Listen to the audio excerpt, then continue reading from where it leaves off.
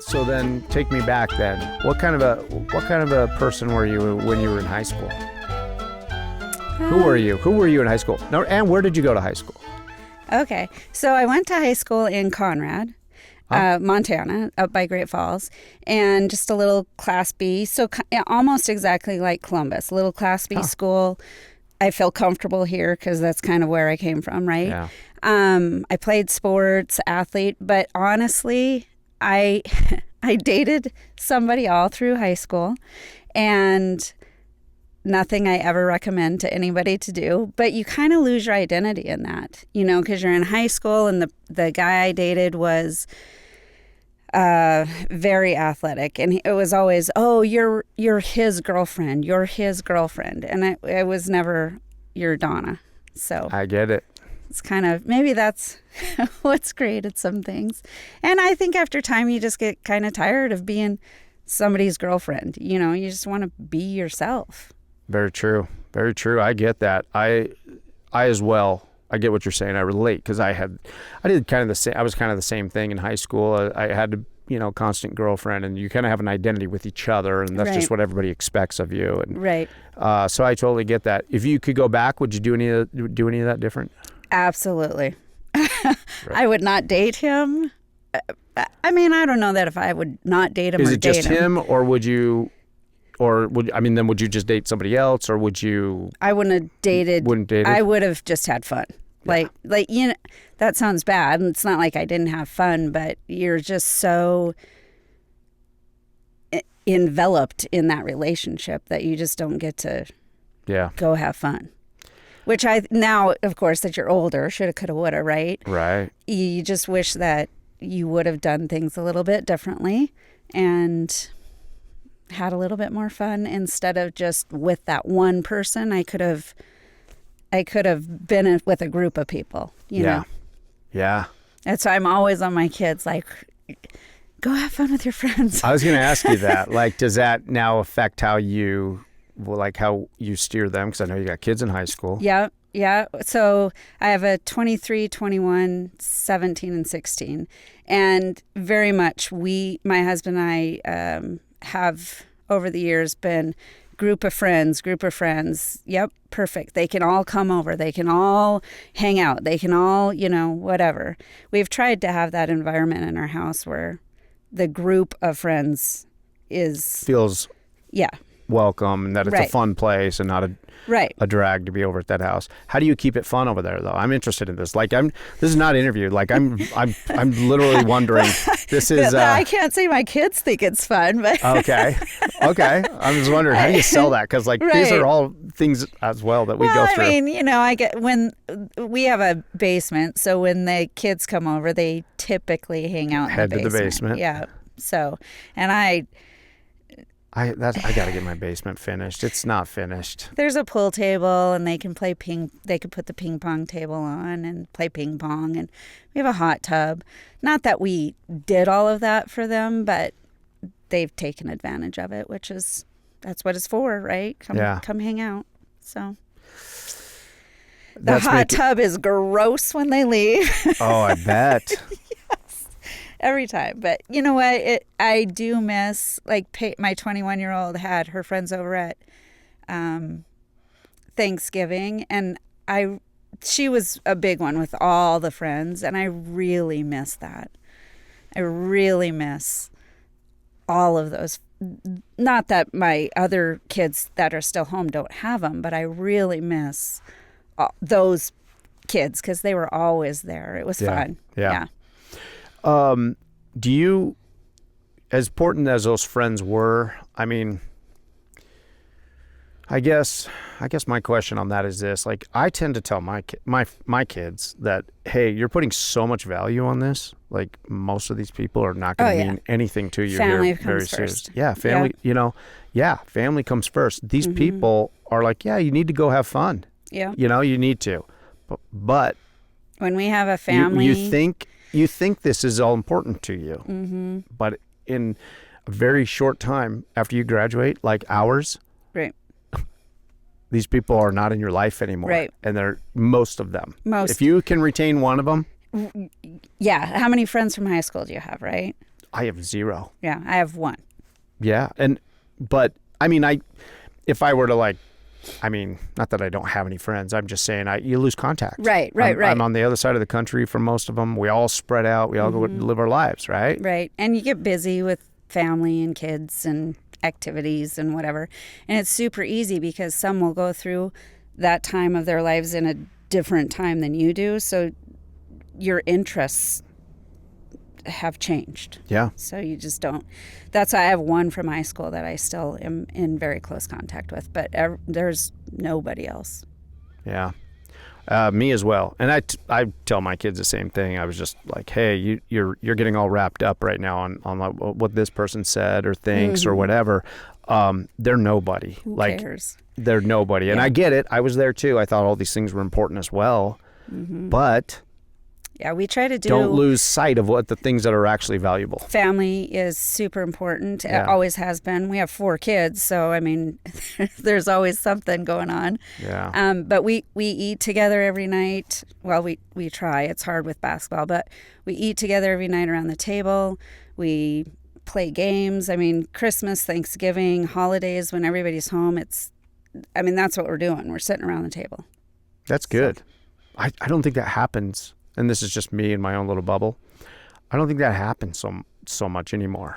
I think that I don't know. I get the feeling a little bit that I'm exposed to the world out there that kids are just like, I don't know, it seems like they're just on their own nowadays and they're just online or they're in their room or they're well, and I can see why. I mean, and parents are busy and we're like, especially now, like when we were growing up, we didn't have all the travel this, travel that. Like if you were in basketball, it was because it was high school basketball and it was in the season, right? Right. Now you have travel sports that begin when they're 3rd, 4th grade. And I'm not saying that's a bad thing, but it takes away from all of the family things that when COVID happened, that was one thing that I really noticed. Our calendar went from completely full to nothing. And it was nice. Yeah. Because we got to go back to what we knew. Yeah. And all my kids were home because everybody said go home. So we got to go back to that, which you don't realize that it's gone till it's gone. Yeah. Yeah. No, I get that. So, yeah, family is super important. Well, yeah, it really is. I agree with you, and I'm glad to see that. That's how I grew up. Like, my mom, she didn't work. She was always a stay-at-home mom. And I know that's rare, especially nowadays. And I value that. I didn't know that I valued it. I didn't realize it back then. Right. But I see it now, and I see the lifestyles that we all live and how rare that kind of is. She played the traditional role, but she did that very well. Like I've encouraged my kids to try to live life like that, where it's like, hey, like, don't get so caught up in all this other stuff. If you can do it right, and if you can do it this way, live off of one income, income and just figure that out, because we're losing sight of this. I feel. So when we got married, we both worked full-time jobs. Yeah. And it wasn't very long after I had Carson. I don't even think I was back at work yet. You take your 12 weeks off. And I knew almost immediately I did not want to go back to work. Like I needed to stay with him. And not every mother is like that, but I was. And I wanted to stay home. Like, there's no words for how much I wanted to stay home. It was miserable. I had to work for a whole year after I had him, and it was misery every day. I hated taking him to daycare. And there was nobody. I didn't have a family member to stay home and watch. What kind of work were you doing, if you can tell me? Yep. So I was a salesman in a trucking brokerage. So I got to go, and it was a great job. I loved it. I got to go and talk to people who had stuff for us to ship. And it was over the road flatbeds, reefers, heavy haul loads. So it wasn't like just around town. It was. Was it the work? Was it that place?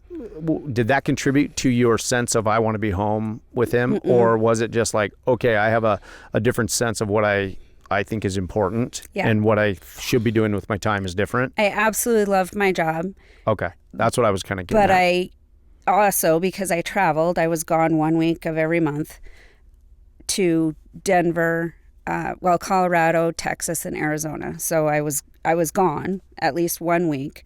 And I was like, I don't know how to be gone and do my job. I loved my job. I loved my clients, but I had no idea how to do that and have a baby. And I couldn't do that same job and stay in the office. Yeah. So even though I loved my job, it had to come to an end because I could not travel and leave him. So I quickly took on a different role at that company where I was dispatching, and that wasn't what I liked. I liked being around people, not sitting on a phone.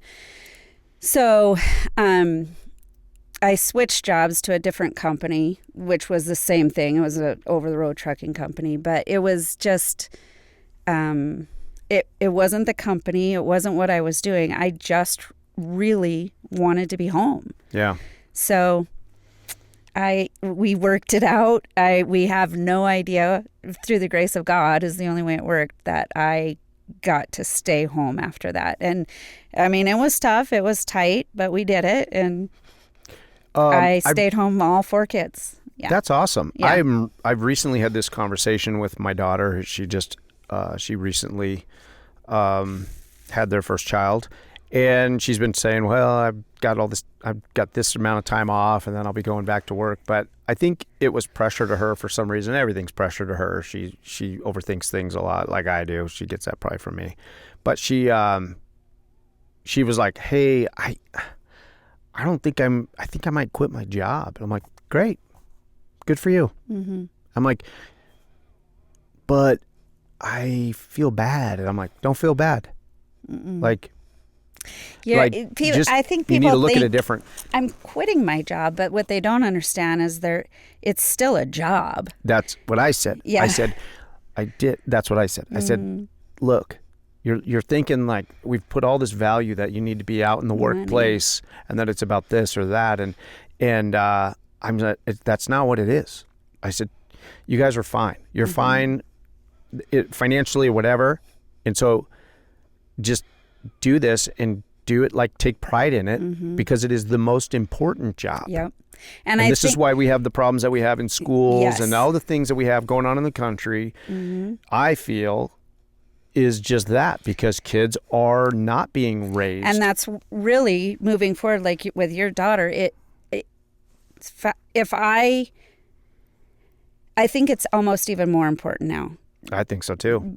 The way things are, the way schools are, you hear all the horror stories, everything. It's just like, you have to raise your kids. And if you have to work, okay, there are single parents out there that have to work. I get that. But if you have to work, there's still a job to be done. You have to come home and take care of your kids. You can't I mean, it's tough being a parent. There's some really not fun years. 100%. I agree. I would say days, but that's not true. And I don't mean to say or think, or, anybody who is, they're a single parent or whatever the conditions are. I get it. Everybody has conditions, but if you can, I feel like do that. That's important. I don't know what the situation is. We recently had this conversation, April and I, because I guess in Billings recently, there's some McDonald's. I don't know what side of town it's on. We saw some article where, like, during lunch hours, they had to close McDonald's, the lobby. You can go through the drive-through. I saw that. But the teenagers coming there at lunchtime were so out of control. Ransacked it. And that they're like, oh, we can't be open during these hours because these kids are out of control. And so I don't know exactly what the problem is. I do, in my mind, I know what the problem is. Yes, That's what I'm getting at. It's basically, I know what's wrong, but it's that, everybody has conditions. I get that, but there's a lack of parenting. Right. And it's easy to be like, oh, the kids these days. Well, I think every generation says, "Oh, the kids these days," probably, I think so. right? Yep. But it's getting worse. It's the kids these days. No, it's parenting. I think it's generation parenting. as generation, I think the trap we all are sliding into is like, I want to provide more for my kids that I didn't have. I want my kids to have the things I didn't have. Don't you also think social media, though, has really played a part? Because 100%. I think it went from, there was no video games. There wasn't anything like that. Right. There was TV. So Right. you put your kid in front of a TV to watch Sesame Street for an hour. Right. But that was that was it. And then, video games came out, and now they're playing a little bit more video games. And now I'm telling you, the difference between my younger son and my older son with the availability of things, social media, video games, these video games are so real. I mean, they literally can sit and play them for days and not even get up to eat. you know? Yeah. I get it. And they can be online with their friends, so there's no social interaction, and it is changing. And therefore, parents don't have to worry about them because they're sitting in front of a screen. Right. I say worry, but, they're sitting in front of a screen. But I think, this is just the trade-off thought. is they're not out running all around town, but the trade-off is they're just sitting there. But when doing they that. do lunchtime at McDonald's, they don't know how to behave. No, because they've been playing games where you can run around and do whatever you want. I don't know. That's the problem. There's not been any parenting, like you said, to tell them that's not okay. So even I feel like what you said, like with social media, social media is a beast, but I feel like if more parents were either limiting, it's like, okay, there's a time, like, let's have some balance, some moderation. Either we're limiting some of that. No, you don't just get to sit on social media all day, every day. Yep. And we're going to talk about it so you know how to handle social media and how to handle the things that you're seeing, how to approach the things that you're, doing. Yep. And I will tell you, it's a struggle. I am not good at it. It's a struggle because when they're teenagers and they have their own phone and they have their own, I can shut the internet off. They still figure out ways around it. Yeah. They really do. Yeah. I can say you're not going to have whatever app till you're however old. Right. They go to school and they get on their friends. It's not, all the things that are happening, and yet it still happens. So right. I don't know the answer to it because it happens at my house too. Yeah. I wish there was a better way to do all those things. things. Balance. Yeah. It's about bringing balance, I feel. It is hard. It's super hard. Yeah. I'm so glad.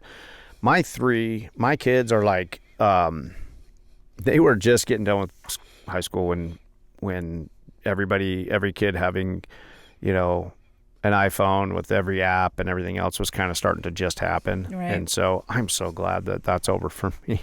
I can't imagine what I would have done, though, as a kid with a premium audio video recording device that also gave me worldwide distribution. Right? At that age. TikTok. What Yep. What a crazy amount of responsibility that is. Yeah. And then they're winging it because I get the feeling that a lot of them are not being told, like, hey, this is what's appropriate to post. This is what's not appropriate to post. I know. And this is what people are going to be thinking about you, and this doesn't ever go away. Yeah. Or little videos that you're sending with, Snapchat that you think go away, don't go away. Mm-mm. And someday when you try to go on the Supreme Court, somebody's going to come forward and say, oh, well, right. I got these videos, Right. You think of the things that they're talking about for like the Supreme Court judges now. Imagine what that's going to be like in 50 years. Holy mackerel. There's just no way. It's going to get super interesting. Now it's not going to be just accusations. Right. It's going to be like, oh, let's just check the footage. Right. Because and then bring AI into it, right? Oh, It's yeah. going to be terrible. Oh man, I can't imagine. I don't know. I'm glad I missed all this kind of I'm glad I wasn't at that age, or I graduated high school in 1992. Yeah. And so back to your daughter, I do think it's important for people to live off of the one income, to get back to that. I feel like I honestly feel like that's the way the economy, the world, the country, everything is going. You can always go apply yourself if you have to, but learn how to live off of less, Yeah. because we're heading that way. And the one thing that I heard a lot when I was staying at home was and it wasn't directed to me, but I would hear other people go, well, I have this degree that I don't use. And I just think that's a lie that we tell ourselves. I have a business degree that I didn't use for, however, from 2001 to I never went back to work, but I work from home and I use my business degree every day. Yeah. So I think it's a lie that we tell ourselves that I went to college for this degree. I better go get a job to use that degree.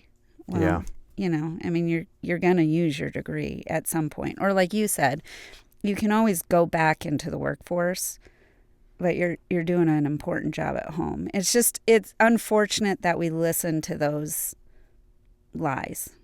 It is. And I think some of it is just, I don't know if it's social pressure, but it's also just pressure that we allow or that we put on ourselves as people. Probably more on ourselves than anything. We think there's more of a, reason that, or more of a pressure to do it that's not there. Sometimes it is. Sometimes there's parents that are leaning on you, or whatever the pressures may be. But financial pressures are a huge thing. I mean, listen, I was fortunate to have a husband that supported what I was wanting to do. Like, he knew how important it was to me to stay home. I think he also felt the importance of it with raising our kids. And financially, we figured it out. So I had support all the way around. Yeah. It takes a plan. Mm-hmm. It takes a plan. It takes like knowing that, hey, you're filling this role, which is super important, and I'm filling this role, which is super important. And between the two,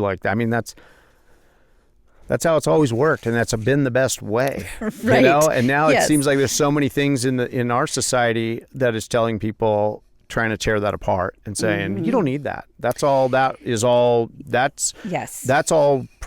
old school. It's a used to thing, we're past that. Right. Yeah. And we're and family is whatever we say family is too. Like, people get real creative on what they say family is. Yeah. And I'm like, okay, you and your weirdo two friends that you guys got to and you're like, that's my family, and that's whatever. Yeah, right. It's not ever really the same thing. It can be, I guess, at times, but I think people are trying to redefine things. Yes. And it's all fun and games until society starts falling apart. Right. And I think I don't mean to be all pessimistic all of a sudden, but I watch what's going on in the world and the country. I pay attention to this stuff too much. Mm-hmm. And I do. I just feel like there's been a breakdown. Well, at the end of the day, if something was going to happen in your country, like big, nobody here has seen that, right? Right. Like, where are you going to go? Are you going to go to those two roommates, or are you going to go home?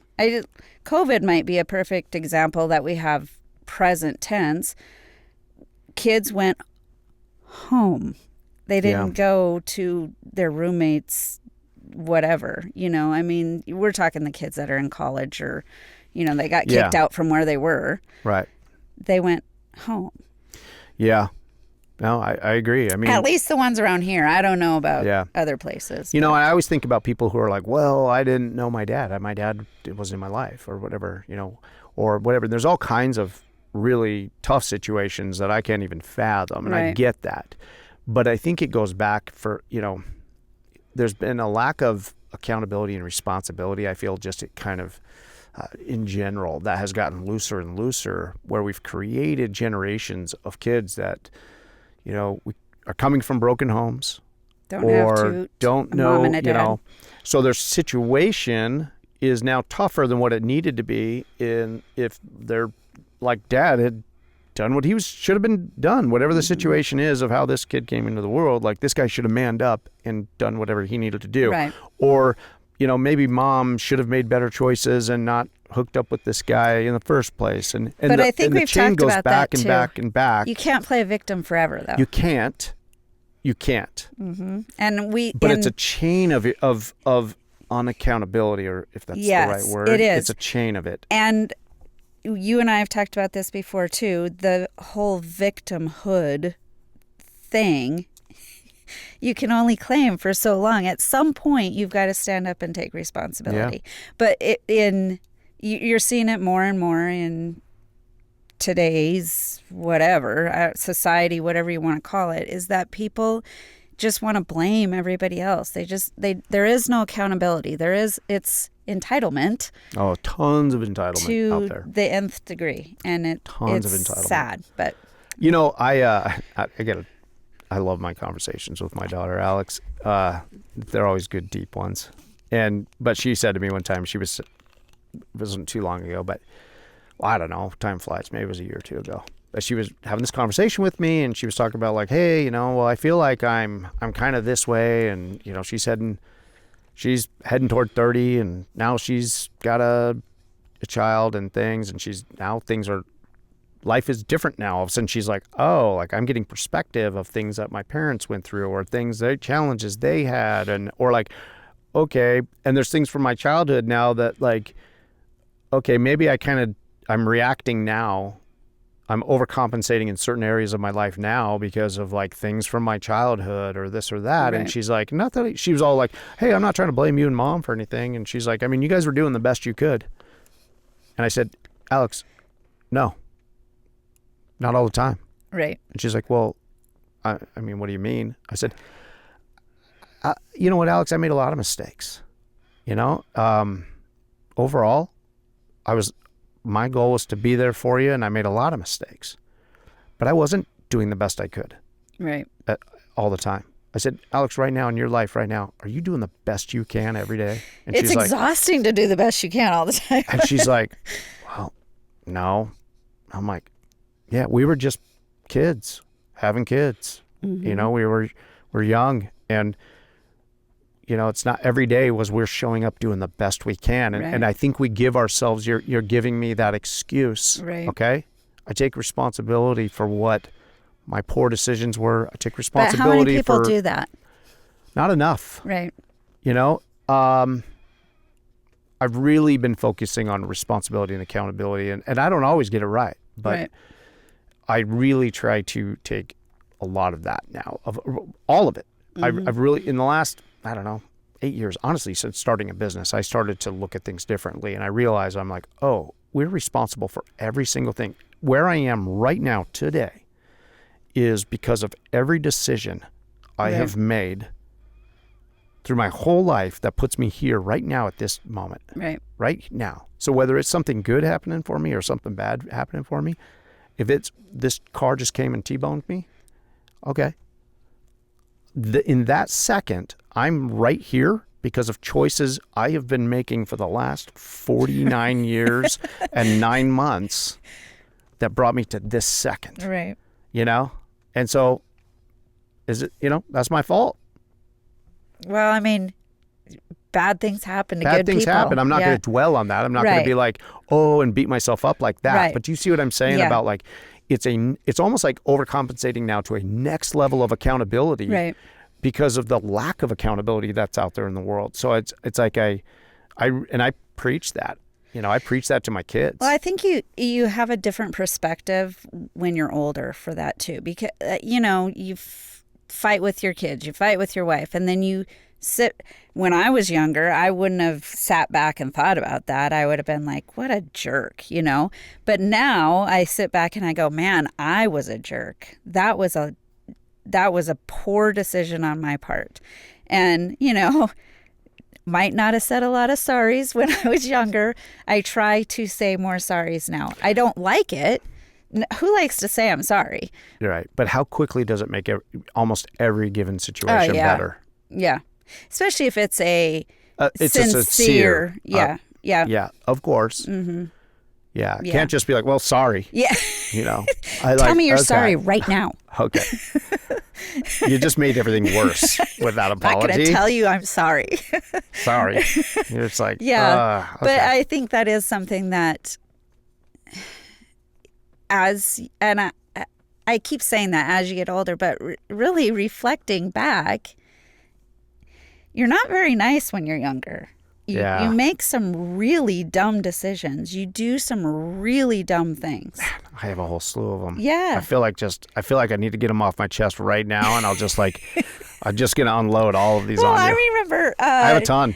Let's see. We moved to Columbus in 2003. Have a confessional session. And right my parents moved here. Wow, 2007, I think it was. And it wasn't probably till 2010. I mean, I was born in 73, right? Did some stupid things, graduated high school in 91, did some stupid things. I apologized to my parents in 2014 for crap that I did. Man, I'm sorry. That was not nice of me growing up, and I'm sorry. Of course, your parents have forgiven you or probably didn't even think about it long ago. Oh, they thought about it. They were like, finally. We're finally to that day. My neighbor told me you'd finally come around, and Yeah. here we are. Finally. You're 45, but that's fine. I've been waiting for you to realize what a punk you were. But you know what I mean? So, Yeah. I mean, I did apologize to my mom because it I don't know if it I was ever just have. horrible. I need Some to. of the stuff I said and did. Yeah. And I don't know that. I mean, I don't remember a lot of things my kids said or did to me that hurt me at that time. Yeah. But I don't know if she did or not, but she still thanked me for it. And, it's fine. I forgive you, whatever. And, I don't know if I verbalized all that. I probably should. I should probably call my parents right after we get well, done. obviously it was on my heart and I needed to do it. I think in ways, though, I've tried to show it. Like, Mm-hmm. There's a lot of things like, maybe I thought I deserved an apology for something. Right. But what I try to do is I try to see, like, you know what? What was my role in that? What was my role in that? But whatever I don't know, let's say my parents, right? Mm-hmm. I could sit here and rattle off things that, in my mind weren't like ideal, but I really try to also realize like, hey, I can't sit here and linger on whatever I think these things were. Like, I understand the pressures they were under. Right. I understand I really try to put myself in their shoes, but also realize that, every day since then, they have shown their love or shown their, whatever. Like, I don't need to hear I'm sorry for something that I thought at the time was something. And you don't need to continue saying it. And that, yes. And I don't need to hold on to it as this thing of like, oh, this affected me when I was a kid. They're clearly not holding on to it. Right. You don't need to. They're basically releasing you. And I think from some it. people love to do that. They love to hang on. Or I don't know if they love to hang on to it. I think some people love to hang on to it. But I think some people just don't know that you can let that go. Like, you can. They're the same people that love to create drama. Oh, man. There's a bunch. I mean, I might be one of those persons. And I didn't have sometimes. some of the struggles or the, or obviously the really bad things happen to me that people will go through. Listen, it's a relationship, and relationships go both ways. Yeah. And I'm sure in those situations, first of all, I'm a teenager, young and dumb, but at the same time, they were saying things that I thought hurt me. I said things to hurt them. I mean, it's a relationship. You go back and forth. Yeah. You can't, like you said, you can't dwell on it. You can't beat yourself up over it. It is what it is. But for whatever reason, that day, I was like convicted, man. You need to go apologize. My mom, for a while, he was looking at me like, what are you doing? You know how important, though, it is, as I sit here and say, you don't need an apology. But I guess it to verbalize it, though, is important, Mm-hmm. It's so important. Like, you can show people that you're sorry, but, it just goes so much further to verbalize that and express that to them. I've lost my dad, so I know how important it is to say the things that you want to say before they're gone, because you don't get that chance once they're gone. How long has he been gone? 3.5 years. It'll be 4 years in May. Were you pretty, I don't want to get all deep and emotional because I will get emotional. Yeah, let's not. Okay. I'm very close with my dad, and, he's 82 years old and whatever. And so if I start thinking about it, like, gosh, what am I, You can't dwell on it. Yeah. There's always, it doesn't really matter what it is. There's always going to be something that you were like, I I wish I would have said that to him, or I wish we would have talked about this, or Yeah. I wish I would have written that down. There's always something. I mean, they lived, how Yeah, long? Right. And and grief is a funny thing. It like sneaks up on you when you're least expecting it. You could be doing the same thing 2 days, and one day you're in tears crying about it, and then the next day it's no big deal. So grief is a weird thing, and you're going to think about different things at different times, but you cannot do that. All you can do is when they're alive and when they're with you, be thankful and spend the time and do the things, because you don't want regrets. Yeah.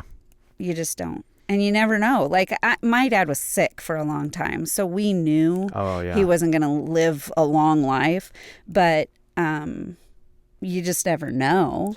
You don't. And I don't want to say too much. I have a friend who just told me a couple of days ago that he got a call to go out and check on one of his best friend's dad, and went out there and found him. He most likely had a heart attack and passed on the spot. Then he had to go and tell his friend. Yuck. And then go about the rest of his day and go do other things he had to do that day. And in that moment, I was like, oh my gosh. And I really try not to think about that. But like, how tough is that? Like you said, you were kind of prepared for that. There was kind of, in a way, you knew that, okay. But for those who just go quickly, and there's no way to kind of mentally get in that frame of mind, like, hey, they're not going to be here for very much longer. They're they're going to probably lose this battle. Oh, that's scary. Or like you said, not expecting it, show up, they're not there. So yeah, I can't attest to that, because I've not had that happen, thankfully. But it's interesting how we change as we get older. So I would think, I don't know, when I was younger, or 20s or 30s, I don't know how much I thought about this stuff or got wrapped up in it, or felt like how emotional I would get with a very close loss. I haven't had very many like close losses. I don't think in my family, we haven't had a lot of loss. But. So I can say a little bit about that. So when I was in high school, in my grade, we had 54 people. My freshman year, we had 2 of my friends die from different things, and it was like it was like a month apart. So in that whole thing, I thought I knew what grief was, because I lived it, right, with 2 close friends in high school. And what are you, 15 and a freshman? So, you're going through this grief, and you're doing all this stuff, and you're depending on other people, and you're living through it. Completely different when it's older and it's a loved one, like a relative, and you're, it's got to be a whole part different of level. Yeah. It's a group you don't really want to be in. Yeah. But you're there, and my faith played a huge part in that. I mean, you lean on what and that's where I was. So wow. You have to walk through it. That's what I know. You can't stay in it. You can't be on the outside of it. You have to keep going through it, and some days suck. Well, all my family, they're going to live forever, so that's what I say. Nobody else is allowed. That's how I get that's how I get through those moments where I'm like, that'll never happen. I mean, it's a weird thing. Yeah. It is. Because my mom lives right next door to me, and I'm like, oh, she's going to live forever. Yeah, it's always going to be there. That's always, right. Yeah. It's funny that there are times, though, when you have to stop and you have to think, oh, my mom lives right there. Yeah. And like, I got to be taking advantage of like this moment. And I'm not great at it. Yeah. And none of us are. And then you beat yourself up over that, because you have a life and you have, things that you have to do. And I'm like, God, I didn't even talk to my mom today. How stupid. So it goes back to what we were talking about earlier, where I tell my kids, like, hey, these friends that you think are so, or this that you think is so important right now, it's not. You're going to find out that wasn't that important. You're going to get to this phase. Anyway, so I look at that now and I'm like, you know, because my parents all the time now, they're telling me like, Milo, you need to just take some time off and go do this. I'm like, you don't get it. Like, this is important. Like, I got to do this, or I got to do this, or I got to do whatever it is.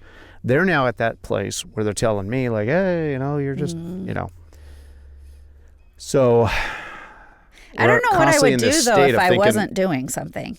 There's this whole like a balancing thing, like though, right? You know, you got to take some time off. Okay, but what am I going to do if I was just thinking yesterday, what would I do if because it's end of the year taxes, and I thought, what am I going to do when I don't have to do that? Like, it consumes the month of January for me. So I'm like, what am I going to do when I don't have to do that? I need something else to fill that space. I am never bored. Like, I don't even know what that is. People, I don't understand it. There's nothing boring anymore. Right. Like, I guess if I was in a room and I didn't have a book or my phone or something, like, I could get bored, but I'm never bored. Like, there's never time to be bored. Right. So, hey, if all of a sudden somebody said, oh, now you don't have nothing to do every January, like, I'm like, okay, there's something else. Right. There's something else to do. Right. Like, I'll do some other project, or I got projects to do. I mean, when you look back, you're always filling something with something. Like, I don't have babies to take care of anymore, so that was time consuming. Now what do I do? Yeah. Oh, I figure it out. Yeah, right? You know, and I was also kind of nervous about, oh, now my kids are like starting to grow up and leave. And there is that moment when you're like, gosh, did I fit it all in? Did I get it all in there? Did I spend all the time I was supposed to spend and create all of these moments with them that I was supposed to create? But it wasn't too long after that. We're never back in that situation. But there's a whole lot of life ahead of us. We're still having experiences together. It's just the next phase. And I'm just trying to learn. I think the next thing is scary though, right? Like, that's kind of where I'm at right going into. Like, Hannah and Ethan are going to graduate in the next couple years. And then you and your husband are like, and Travis keeps talking about being empty nesters, and he's so excited about it. And I'm thinking, okay, but what are you going to do? Because you can't just sit here and bother me. Like, we need to do something. Like, what is that going to look like? And it's the unknown. I don't like that. I'm not a oh, we'll get there and figure that out. Yeah, I like to plan. So when we go on vacation, I plan it all out. I'm a planner. I like that. That's what I like to do. He's more spur of the moment. Let's just go do that. Which we balance each other out, I guess. But it's a little bit scary for me to say you're an empty nester now.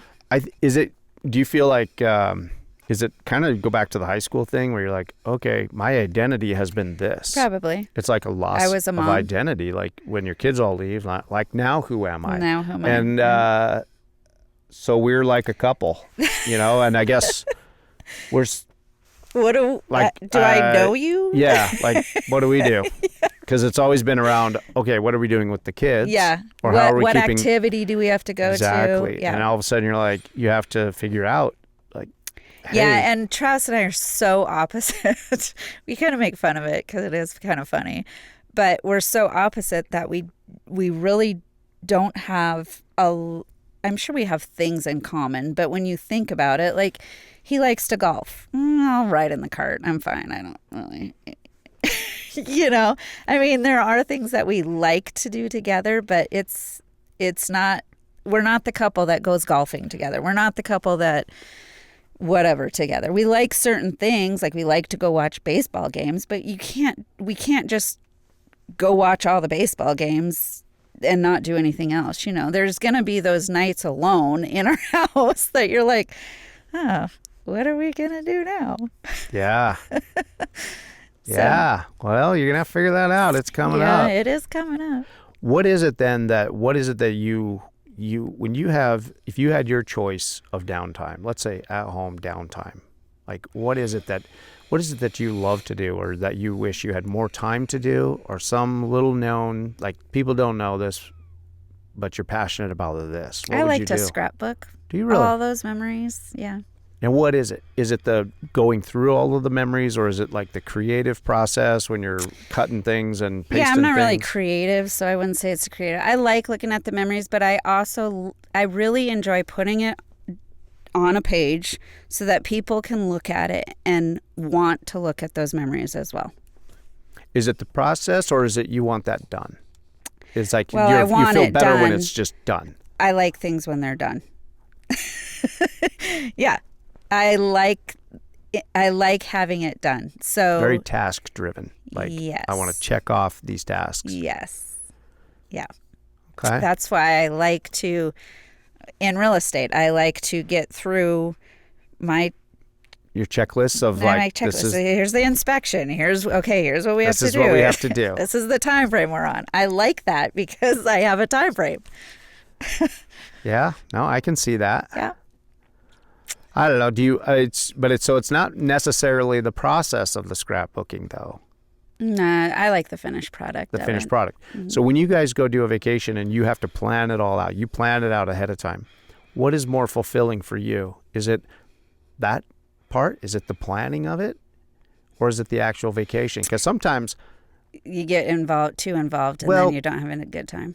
well, I'm just saying, sometimes the vacation probably like wasn't as good as the anticipation Yeah. and the planning process. Like that, the vacation actually was, are you that person where you're like, you like researching, like where, I hey, do we're like- going to go stay at this place and we're going Yeah. to go see this. It's Yeah. like, it's the whole thing, right? So let me say this. Probably used to be the planning, and we're going to do this and we're going to do this and we got to stay on task. And I learned over the years, probably more so recently, my family doesn't like that so much. They don't want to have every day of a vacation planned, where I kind of do. So I have backtracked on that a little bit and not planned every day, not like, whatever you guys want to do, let's go do it. I do have this. Here's a list of Here's some a things that we alternate could go agenda for those of Yeah. us who need any structure. do. Well, when you go somewhere that you don't know about, you really don't know a lot of the things that there are to do, right? Right. So I say, here's some of the things that we could go do. What do you guys want to do? Not all the time do I do that, but I've tried. But we like to go to Hawaii, which we've gone there, I don't even know, 13 times now. And so once you've done that so many times, there's not a lot to plan anymore because Yeah. you're just kind of hanging out. We like the beaches that we go to. We do that, but we don't really have plans anymore. So But is there kind of like a lack of I guess when you've been there that many times, is it now it's like, when you first go there, it's that first exploration of things, Yeah. those first experiences. Yeah. Have you lost that? I mean, No. are you bored with it going there though? Because No. we've already done all this. There's no, I do everything that we've already done again. oh, I mean, I just love that place. I am in the wrong place right now. It's just so warm and beachy, and I just love it. So, wow. I don't know. Would you consider, the kids are all packed up and gone, and you're empty nesters, yeah, and we've you're talked like, about it. you have? And we would never buy a place there, but we've talked about, let's go spend a couple months over there and see if it's really what we think it's going to be. Why not just go buy a place over there? Oh, it's so expensive. No. And it's not really the cost. Well, it depends on what you're buying. Obviously, we're not buying something on the ocean that's Right. waterfront and whatever. But your insurances are ridiculous over there. You'll pay more in insurance in some spots than you would your mortgage payment. Holy mackerel. Yeah, because they have hurricane insurance and they have flood insurance and they have Everything bad. Yeah. Volcanoes are going off. Right, and there's right. tsunamis and right. Yeah. So, and it's just, I'm not sure it's the place that is right for us to live full time. I mean, my kids are still over here, but you see Mark Zuckerberg is building I don't know, I see the number bounces all around. 100 million, that. 200 million. That's his getaway. Like here, like You're thinking they got a lot of bad things that happen, and he's like, when things get really bad, that's where I'm going. I know, that right? Interesting? Yeah. So I mean, we've been to all the islands. We like Kauai the best, and probably the reason we like Kauai the best is because Is that where he's building? I think or doesn't he have his whole island? Did he buy a whole island, or he's on one of? I don't think the he's on farthest Kauai. west island. Oh, is maybe what it he's is on. Kauai then. Because when you said that, Yeah. sounded really familiar. So Kauai has the least amount of people. I would say people. The Big Island probably has, but it's bigger. But it has the least amount of like commercialism. Yeah. Yeah. Big Island like probably least amount of tourism. No, the whole Hawaii okay, is all tourism. But commercial, like they have a lot of open land that nobody can build on. It's never going to be built on, at least while I'm alive. Well, if you're on Kauai and something did happen, you could I go just knock on your to neighbor's Mark door. Zuckerberg. Yeah. And just, hey neighbor. Yeah. I'm sure he'll be I'm gonna inviting. have to go find where that's at. It wasn't if he was building it. It wasn't when we were there last, or I'm not we didn't sure. know I know about it. a lot of people have been talking about it. Like, what does he know?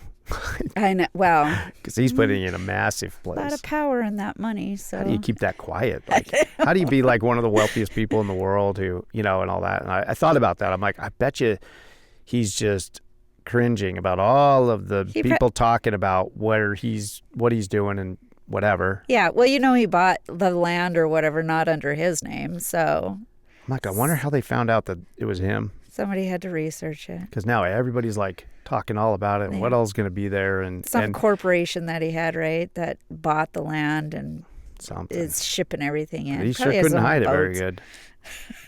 I was like kind of discouraging when you're like, oh, I wonder if someday if you could just, kind of disappear. Like you'd think you'd have enough money to disappear, but I guess at a certain point, too much money makes it hard to disappear. He probably should have just bought his own island. Yeah, that's true. He'd just make one. Why be around people? Put it here. Go ahead and put it right here. And just start dumping it. Bring in, container ships of sand. Well, isn't that what they did in Dubai? Yeah. Right? Yeah. When you got enough money, you just make an island. Right. Isn't that incredible? I'd like to see Dubai one day. Have you ever seen it? I haven't. I don't know if I want to go over there. I'm not sure that I grew I'd up in want the to. desert. I'm good. Oh, yeah. I I'm love not sure Montana. that I'd want to stay for any length of time, but just to see it. Yeah. There's some pretty amazing things over there.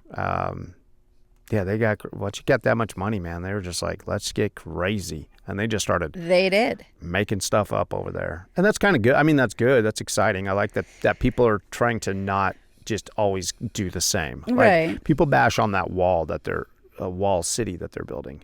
Have you seen that? No. So you haven't seen that. No. That's interesting. What is it? They're building a city that is in a straight line. Why?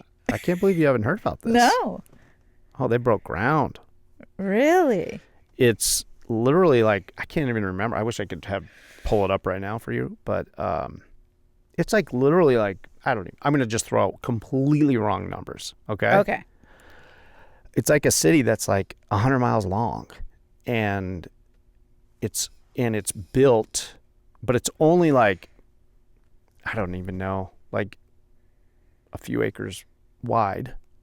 Okay. And they're going straight up, and it's glass, it's mirror, and it's super tall, and it's this big glass mirror wall city that goes in a big long line. What is the thought behind that? Like, how is that good? I don't know. I don't know.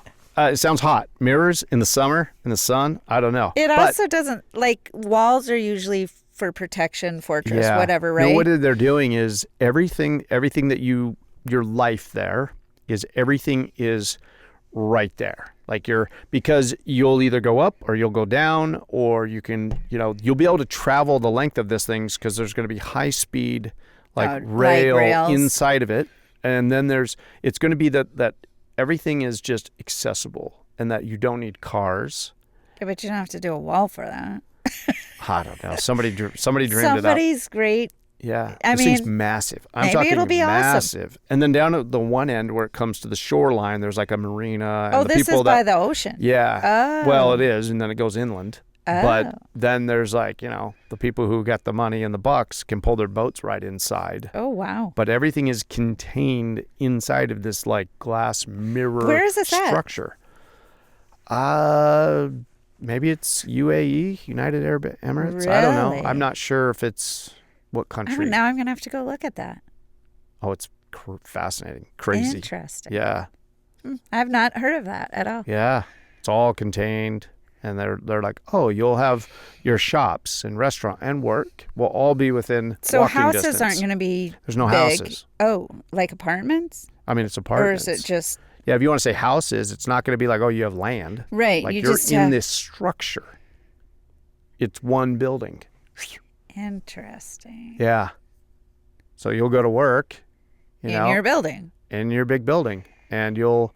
Do they have like any outdoor space?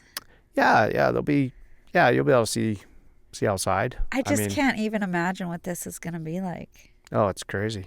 Like I said, maybe it'll be perfect, and that's I'm what interested. I'm like, everybody if will it's a do. good idea, awesome. If it's a bad Right. idea, it's going to be entertaining. I mean, let's see what happens with this thing. It's going to be interesting either way. You know, people are clamoring to be there because it's something new. Oh, yeah. Yeah. Oh, yeah. It's going to be like the height of technology, Right. the height of like clean energy and you know, yada, yada, and whatever. So, Okay. hey, I'm all for that type of stuff. There are people that are not for that So type of there's stuff. not going to be any cars. Not really. I think if there are, they're going to be like little self-driving pods that just, you know, get you around. Right, because But why would you need one but if you're there's not- a train? I don't know that there's going to be cars. I don't think there's Maybe going on to be the cars. outskirts so that you can go different places, but I think not in the city. I think the people with the most money are going to live up high, and the ones who don't live down low. And there's going to be trains and elevators and stairs. It's just a different world. I think you've traveled more like that. I've never been to like New York City or something where most people don't have cars, Right. and they also don't leave the city. Yeah. Like we live in Montana. You drive. How do you not have a driver's Right. license? You're 34 years old and you don't have a driver's license? Yeah, right. What is Who that? are you? Yeah. Yeah. So it's hard for me to imagine. And they're like, so you go outside and there's a bear in your driveway? We take pictures of deer and they're like, where's that? In the forest? No, Yeah. it's just right in town. Yeah. Yeah. And we're like, yeah. So we both look at each other like, what are you doing? It's Yeah. amazing we're in the same country. Right. But yeah. Yeah. Well, we've talked about that though. Montana's a place of its own. Yeah, it is. It is. People want to be here. Hey, I get it. I wanted to be here. Right? Interesting. Your parents moved here in 2007. That's when I moved here. Yeah. They moved here. They lived in Conrad all of my life, and then we got them to move over here because there's nothing in Conrad, and what are you going to Oh, do? so you came first. We came first. Oh, Yeah. okay. We I came- thought they came and then you came. No. The way it sounded. Travis actually got a job in Columbus as the registered sanitarian in 99. Okay. 97. And then we lived in Park City and then moved to Columbus in 2001. Interesting. Yeah. What, now I'm just going to change subjects right now. Perfect. Like, what was it about real estate? Why did you go into real estate? So my husband has an engineering company. Right. And he kept telling me of jobs that he would get. Oh, you know, this real estate person sold this land to somebody and the buyer of the land didn't know that sanitary restrictions needed to be lifted. Nobody told him. Or, you know, oh, I just got a job from this real estate agent, whatever. And I kept hearing that. And I always thought like looking at houses was fun. But he kept talking about real estate agents. And I thought some of the stories he would say, I was like, geez, I could probably do that job. I could do that better than that person. I mean, really, right? And then I had a friend, her name's Jenna. She's from over by Conrad, and she was a real estate agent. And I had to call her one time to ask her a question for Travis. for engineering. I don't know, she had a client, or I can't remember the whole scenario of it, but I had to call her and ask her. And in that conversation, I was like, hey, now that we're done with this, tell me, how do you get your real estate license? What do you do to go about it? Was it hard? Do you like it? You know, where are you at? And she basically talked me into it right then and there. She probably didn't know that she did, but she did. What was it about it? I mean, was it just, I'm just interested, like, what was it about it that like, I don't know, that you were attracted to? I really don't know. Do you like doing sales, or was it like, oh, that's actually like, this would be fun and interesting to do these sales? I like everything about real estate. I like talking to the people. Really good friends with a lot of buyers and sellers that I have. I like being put into a position where I'm going to meet somebody new, and it's not an awkward situation. Like, I get to meet you and it's not awkward. You have something that you're looking for that I can provide. That's not awkward for me. I like that. Travis is always like, how do you just talk to new people like that? I'm like, I don't know. Well, it's a reason to bring you two together, and you get to figure out like what makes them kind of tick. Yeah, I don't have to have a, hey, how are you doing? What's going, like, they have something that they are in need of that I have, or there's this buyer that I need, so I can talk to them. Interesting. Yeah. So you want to connect with people. Yes. So in a way, like, it's, but not awkwardly. and that's apparent. Yeah. No, that's interesting though, because if you put us in a room and we didn't have anything to talk about, that would be weird to me. But if I have something that I am knowledgeable at and I can talk to you about it. Everybody likes to live in a house. Yeah. Yeah. Everybody wants to know about how the real estate market is. I mean, I can talk to you about that. Yeah. And the biggest thing that I learned maybe with Travis was that if I don't know the answer, there's people that have that answer. And so I don't have to make something up. I can say, hey, I don't know that, but I'll go find that out for you. Yeah. And I can go find it out. Yeah, that's important, because like sometimes these things can be intimidating. I feel like people get in, you're just like, I don't know. And there still is like big farm and ranch. I don't know anything about farm and ranch. Yeah. But I've learned there's people that do. Just go talk to them, and I'll find out the things that either I need to know, or that I can say, hey, can you just help these people? Because you know it better than me. It took me a long time. So going back, so I don't know what it was about I always liked looking at houses. That was always a thing I've always liked. When we went and bought our houses, I loved going into the houses and just seeing them. And older homes, the better. Even though my homes aren't old, but you know, I like those old historic homes. I like looking at a home and going, oh, you could take this wall out and it would open it up. I can see things like that maybe some people can't. A lot of people can't envision things. Paint is a huge thing. People don't understand how much that changes a room. Oh, but it does, yeah. Yeah, so much. But anyway, so then when Jenna talked to me, and she was then working at the place that I eventually went to work for, she's like, oh, yeah, you should go talk to my broker, and it'll be great. They're great and wonderful. And they were. I loved my brokers then. And as soon as I got through because you have to take a test and everything, as soon as I got through that, Jenna quit there.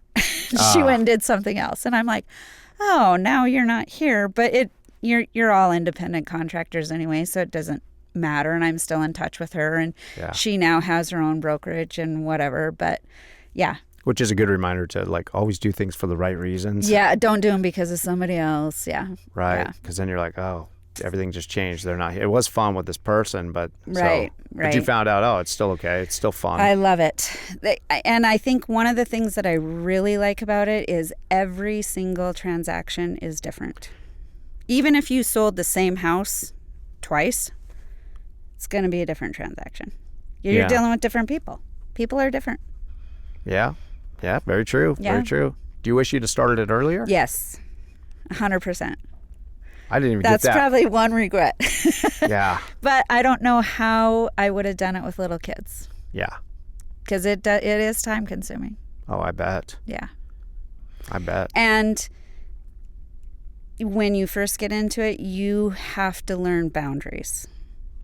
Explain. So when I got a call to begin with, when I first was in it, and I subscribed to Zillow back then. So you're not talking, property lines. No. My personal boundaries. Okay. And I didn't realize that I didn't have to jump, like, as soon as they call and I have to walk out the door. They could call, I could make an appointment for the next day, and then I could go, oh no, I was up out the door at 8:00 at night going to show people houses. And that consumes you. And then you have to understand there's boundaries that you have to create for your sanity and for your family, because my kids took the brunt of that. Yeah. And they were older. So Yeah. there still is times, if a offer needs to be written up, you have to write that offer up when that offer needs to be written up. So if that's at in the middle of a basketball game and I have to go write up an offer, I have to go write up an offer. Yeah. But I get that. But the rest of the time you can kind of be. It's my job. Yeah. Yeah. So that's so true about getting control of your time. Yep. And that's okay. Yeah. And it's just something I think every agent has to learn. And there's some that are overly, like, interestingly enough, I've heard some agents that have voicemails set up that are like, if you're getting this message outside of 8 to 5, please leave a message and I'll call you back. And I'm like, how do you, as a real estate agent, how do you do that? Like, that's interesting. I'm not saying it's not good. I mean, that's really taking control of your life. But especially when the market was hot 3 years ago, man, that would be hard not to take calls on the weekends. Yeah. Because that's when a lot of people have time. It's on weekends. Yeah. I mean, at a certain point, yeah, you do have to be kind of available. I mean, because. And I do appreciate people. I mean, clients are really interesting, because there are some that, it's not that they monopolize your time, but they need a house for whatever reason. Everybody has different needs, but they're being kicked out and they have to get in, and they have a time frame. So those people are very, monopolizing isn't the word. It's a sense of urgency. Yeah, you have to help them right then and there. Like, there's no getting around it. And there's some people who are like, oh, I'm so sorry I called you on a Saturday. You're like, thanks. You can call me anytime. Yeah. So, yeah, I love every aspect of my job. Huh. And so Travis is talking about retiring, and I'm like, why would I retire? I love it.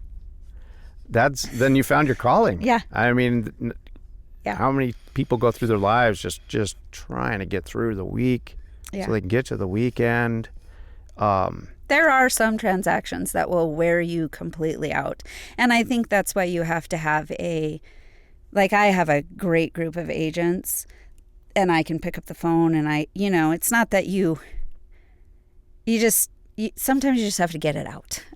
Like, listen to this story, and you get it out and they listen, and then you move on. And everybody learns from it. Everybody. And that's the other thing. Hopefully. You learn a lot. Every client, if there's something that goes wrong in that I mean, not very often do you come across something that's just super smooth all the way through. There's always some little speed bump along the way.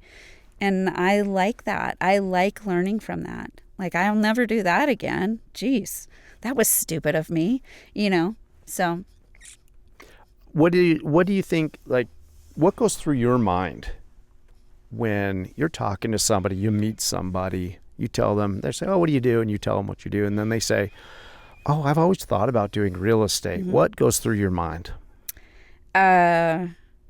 Well, I've just had a couple of these happen.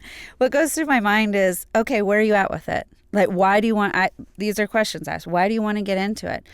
Sometimes I say to myself, I don't say to them, oh, I could see you being really good in, commercial or whatever. But I don't say that to them because I don't want to form their path for them, right? Like they need to see, because real estate is a lot. You can have residential, you can have commercial, you can have farm and ranch, and then in each one of those things you can have buyers, you can have sellers, you can have investors. So there's many routes that an agent can take, and I don't want to be the one that sets that for them. Do you think though that what if there's the type of person like it just all seems overwhelming, they kind of don't know what path to take? Do you think like maybe that, like some people are like, oh, I want to get into this, but they don't know where they would be good at it? Mm-hmm. I mean, for you to be able to say, hey. Yeah, I talk to them and say, where are you at with it? Why do you want to get, what interests you about it? Just like you did, why did you want to get into it? Well, I like looking at houses. Okay, well, I'm probably not going to be a farm and ranch girl then, right? Yeah. Or commercial is more numbers. So although I can do it, it's not my love of it. So I would talk to him. You said, hey, I'm kind of thinking about real estate. I'd be like, Milo, what interests you about it? Like, why, what are you thinking about? And then you would tell me, and then we would have that conversation. And first of all, I would say, okay, you're going to have to study and take this test. And here's different ways that you can do that. You can do it online and it'll take you forever. I don't recommend that. Or you can go to this week-long class, get it done, and done. Yeah, and have you talked to any real estate brokerages? Because you're going to have to go work for somebody. Need to get in front of several of them and see what you like about them. Are they pretty? What is that like? Is that hard to make connections with those? Is it hard to get in with brokerages? Mm-mm. Or is everybody just kind of like, yeah, you can sign up here? Mm-hmm. Oh, okay. So it's not like a job interview. Like, let's see if you got what it takes. I mean, there's got to be some of that maybe. Some of them are, we'll take you if you have a license. And some of them are, we want to interview you. At Pinnacle, we want to interview you. I want to know. I mean, it doesn't do any good for you to come to a brokerage and fail. I want you to succeed. So you need to ask me questions. How am I going to help you? And I need to ask you questions. How motivated are you? Like, okay, so you've passed your test, but what motivates you? Are you working another job? Or is this your full-time job right from the get-go? Like, where are we at? So, and really there's, especially if there's a I don't want to say core, but especially if there's other agents already there at that agency, is that person going to fit in? Because you do work with each other. I mean, you have houses to sell. You have to trust that your other agents are going to put those out to their clients. You have a house or a client that you need to show a house to, and you're sick. Well, who can I call within my agency to see if they can go show that? Yeah. So we want people that we all work together and trust each other. Kind of have similar goals, maybe similar motivations, I guess. Yeah. That's interesting. And as a broker of that, I don't know if I'm doing it right or wrong. It's just like what I like to do. So we have an agent in Billings. We have somebody that she's a referral agent, but she's in the Laurel area. We have a couple here. We have one out in Nye. I mean, we just have them kind of all over, which helps. If I can't go show this house in Billings. So you kind of cover for each other. Yeah. Well, we can. I mean, you have to talk to each other. You have to communicate. Yeah. And that's the other thing. I don't want agents that can't communicate. Like if I ask you a question, right, I need to know that you're going to answer me. Well, yeah, because also, I mean, that's what's going to happen with clients, right? Yeah. I see. Yeah. What do you think then is kind of I don't know, what are the biggest misconceptions people have though about it when they're first going into it? That you'll make tons of money. Really? They see the commission split of, whatever it is, 6% on a $600,000 house. And they see that and they think, oh, I'm making 6% or I'm making 3% of that. And they don't understand how much money goes out of that. Right. And that's not just other agents. That's everybody in general. The misconception is real estate agents make just a ton of money. Yeah. And there are some that make a lot of money. They work hard for their money too. That's usually how it goes about any of Everything. these things I have found is like Yes. when people think, oh, that certain things pay this or certain things pay that, rarely do we really picture or know what all it takes to really do that. It's usually never Right. as easy as how it sounds. And when a real estate agent first signs up, they don't understand how much money goes out the door without ever even having your license, because you have to pay for your class and you have to pay for your test, and then you're paying the Association of Realtors, and you're paying the Montana Association of Realtors, and you're paying the MLS, and you've barely gotten your license. Yeah. You don't have a client. How much do you think then, like ballpark, like how much does that all kind of add up to? Like people don't even really realize, but I mean, what is the investment basically when somebody's going to start and go down that path to be all kind of set up and good to go? I mean, just a big fat ballpark.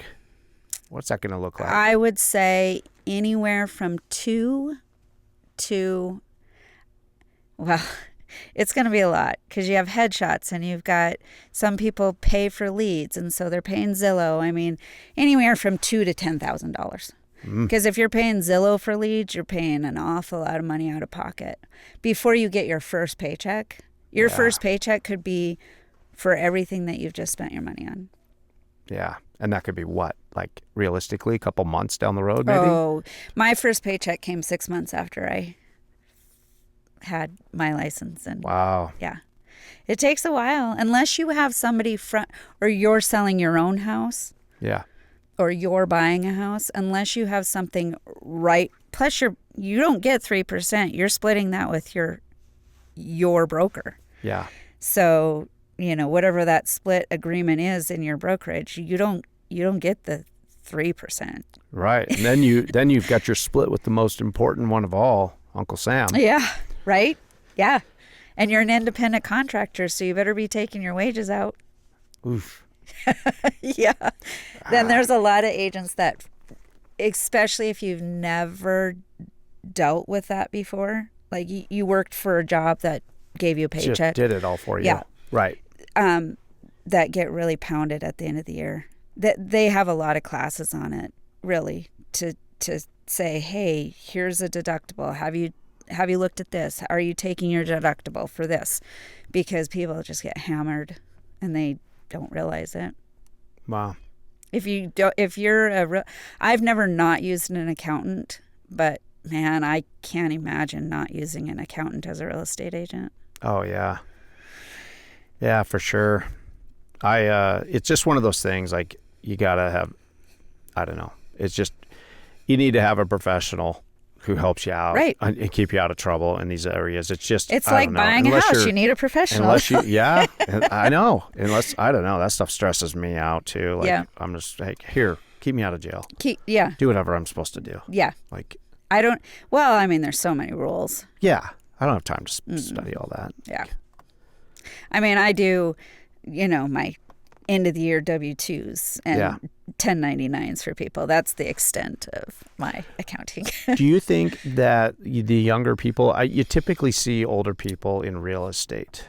Oh, there's younger ones. There is younger ones? I know there are younger ones, but do you find that the younger ones are, is it a good idea, do you think? Is it not a good idea? I mean, this is all stuff like you're probably not supposed to talk about. No, you can talk about it. But like, I mean, do you feel like you need a certain amount of life experience? Is that better when you're dealing with people that are like in need of homes and lifestyles and the challenges, or is it just anybody can close a sale? That's an interesting question. I have a cousin actually that's a real estate agent over in Coeur d'Alene, and he's young. and he's done great. He got in young, perfect. I mean, that, I look at him and I'm like, oh, man, good for you. Probably at that age, they haven't learned the whole like, oh, I need to have boundaries about my time. Yeah. And they're just so available and so energetic and gung-ho. Yeah. And that works for a while. And they're what, Gen Zers or whatever, so they have all the energy and they have, I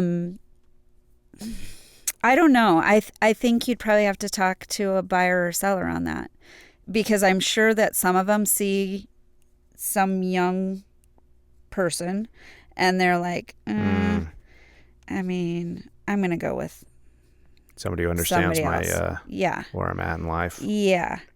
Empty nesters. I don't know, because I have never been put in that position, so I don't know where. I don't know if that's a thought that comes up in people's minds. Yeah. I've never that I know of been put up against. The seller's never called me and called Joe Blow, and Joe Blow got the job. I've never been put up against that because he got the job because he's younger. Or, I've never been put up against that. Not that somebody else hasn't gotten the listing, but that I don't know that somebody else got picked or I didn't get picked because I was younger or older or whatever. I'm sure that's out there. I don't know, though. I can't answer that.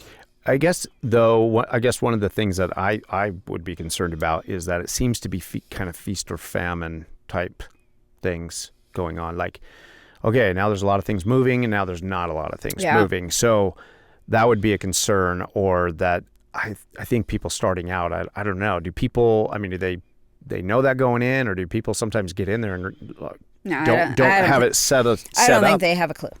Like, I really don't. I don't think, and like, I don't. Oh, hey, you're closing, but you should be socking that away because we're going to hit a period of 8 months or 9 months where all of a sudden things aren't going to be. Yeah. So like the last 3 years when the market was hot and everybody was buying and selling, or buying, right. And prices went up, where commissions went up, and people saw that and they're like, oh, I'm going to be a real estate agent. And they jump in and they, sell their home and make thousands of dollars and whatever. I don't think those people are probably doing very well right now.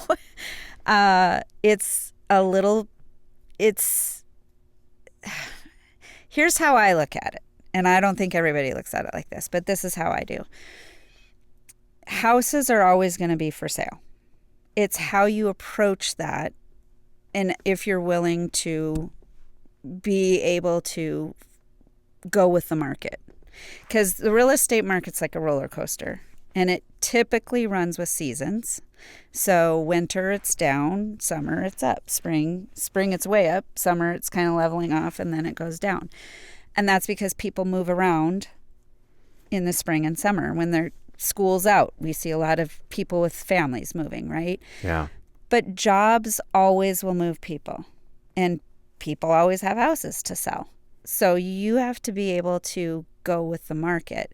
And if you haven't set yourself up right to begin with, like you had, a great year last year, and this year it's a little bit slow starting out, and you're like, where am I going to be? You might not make it. Yeah. Because it's you still have all the bills the next month that you have. And some people, there's agents that this is their livelihood. Like, this is what they live off of. And those are the people that I feel for. I don't live off of mine. My husband has a great job. So I'm lucky in that way. Yeah. I know that you don't want to be desperate going into a sell because you look desperate in negotiations. Yeah, people can smell that. Yeah. But I love my job. I love what I do. And I have always, we have a business right now with Travis's business that we've always had to put away for. We've always had to save. We never knew where the next job was coming from. We've always had to pay ourselves. So. Yeah, because I guess, right? Because he does consulting, right? Right. Yeah, so that can be kind of like feast or famine as well. Engineering work, and you never know who the next client's going to be. It's not like we have, somebody that's a long-term 20-year client. We don't have that. So yeah, I bet you. And I think, I would imagine there's a lot of people that come out of, okay, I've come out of this, job where I've had a 9 to 5. I've always had this paycheck, and I want to go do this, and this sounds exciting, and they're going to go do that. But yeah, that's probably something that doesn't get considered. It's probably enough. not. And most real estate agents that I know love their job. So if you go talk to a real estate agent and you say, how is it? And they say, oh, I love my job. Probably not the right person to talk to. But I mean, really, I don't want to scare somebody away, but you have to be brutally honest with them. Like, it's going to be expensive, and you're going to have feast, and you're going to have famine. So. Yeah. Well, it keeps it exciting. Right. And just learn to save your money. Don't go spend everything that you've made. Yeah, that's true. I know. But I think that's in everyday life. I mean, we're a big budget family, so yeah, we try to teach our kids that, like, budget your money. So important. Yeah. Don't live off of credit. That's not good. Wow. Yeah, no, for sure. I know we've coming out of the food business, and then, I don't know, that as well. I mean, in some ways was the same kind of the thing. Like, I don't know, had to quit riding with the emotions of the day. Right. Yep. And realize, like, I got to look at this as a week. And when you have a bad week, you got to look at it as a month, or not. If not, you start making decisions out of emotional decisions. Well, you have to remember that any transaction in real estate usually is 45 days from start to finish. Well, you can have some really bad transactions. I've had some really bad transactions. What's a bad transaction look like? Like, just not smooth the whole way. You're fighting with the other agent. You're fighting with the lender. You're just, and I don't mean like fighting, like, calling each other names, but it's just, you feel like you're butting your head against a wall the entire time. And when I say high emotions, I'm not the one that has high emotions. It's my client, which they should. I mean, this is the biggest purchase of a person's life usually, right? Yeah. So, and they're trusting me to help them get through spending their money. Like, when you put it in that perspective, it's like, okay. Yeah. So I've tried to learn to take my emotion out of it, and it's really hard sometimes, because sometimes you're just like, man, they're just getting screwed, and this isn't right. And I want to fight for them, and I want to make it right. I want them to get what they want. And sometimes they just don't want it. Sometimes they're just like, I'm done with that. Let's move on. Is there one party or one factor or one group, I don't know how to say it, that is usually doing the screwing though? Is there is it See, that's a loaded buyers? question. Is it sellers? Is it the banks? No. Is it the... I'm going to answer this, but you have to remember, I am a real estate agent. So Are you giving me the political answer? The politically safe answer? The one party that does, in my opinion, most of the screwing is the other agent. Just in general. And they're not. They're just trying to do the best playing the game for their agent or for their client. I get that. And so you are up against them, and you're wondering what game they're playing. And so it's this whole mental, like, I love the agents that, like, let's do this together. Let's work on this. It's a win-win for both of us. The ones that are tough, and I was one of those when I first started. I think everybody is. It's human nature. Like, I want to win. Man, I'm going to get the best for my client. I'm going to do whatever it takes. And then you realize you have to work with this other person. And no, I want to be better than that person. And sports has probably been bad for me for that, because you want to win. Like, I'm a winner. But in real estate, you're only a winner if both sides win. And that's not normal in human nature. Both people can't win, but that's how it is. And so if you can learn how to work with another agent, which I was not good at that. It took my broker a lot of talking to me when I was young. A lot of very, very good advice he gave me.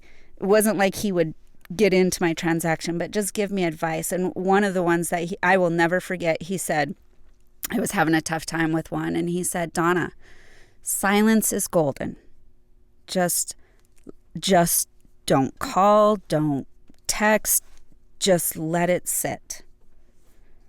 But Roger, that's not me. I need to fire back. And he's like, no, silence is golden. So yeah, that's a valuable one right there. It's very valuable. And I have stood on that. I'm not always the best at it. I sometimes suck at it. But when I listen to his voice in my head, I'm like, oh, yeah, right. Less is more. Less is more. And very, very valuable lesson I learned there. That's so true.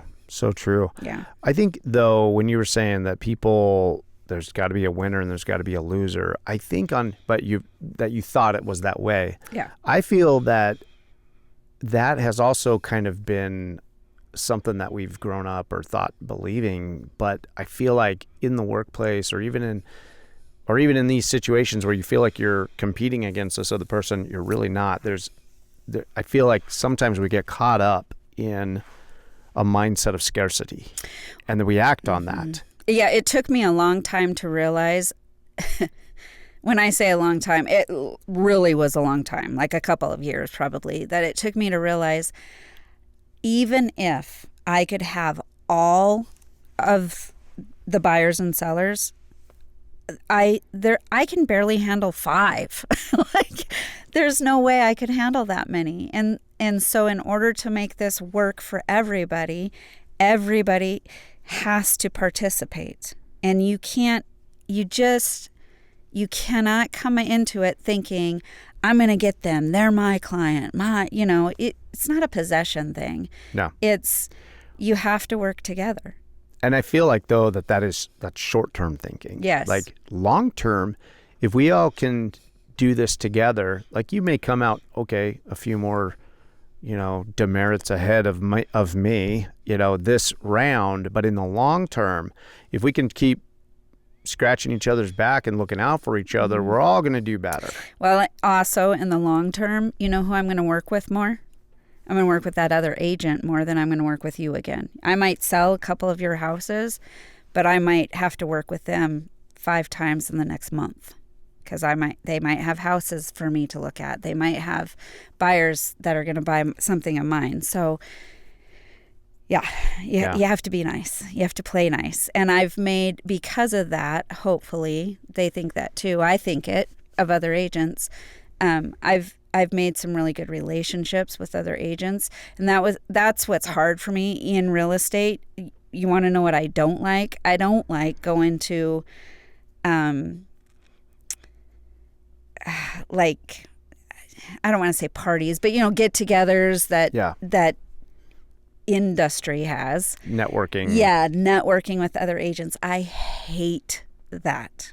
Because I don't have something for them and they don't have, it's me putting myself out there going, hi, come talk to me. I hate that.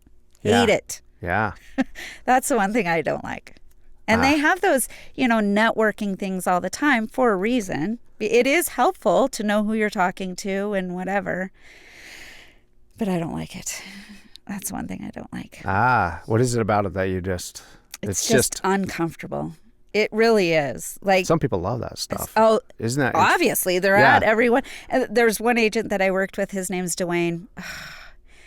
He loves it. He was the one that took me around when I first started, and we were at some networking function, and he took me around, and he's been in it for a long time and knew all the agents.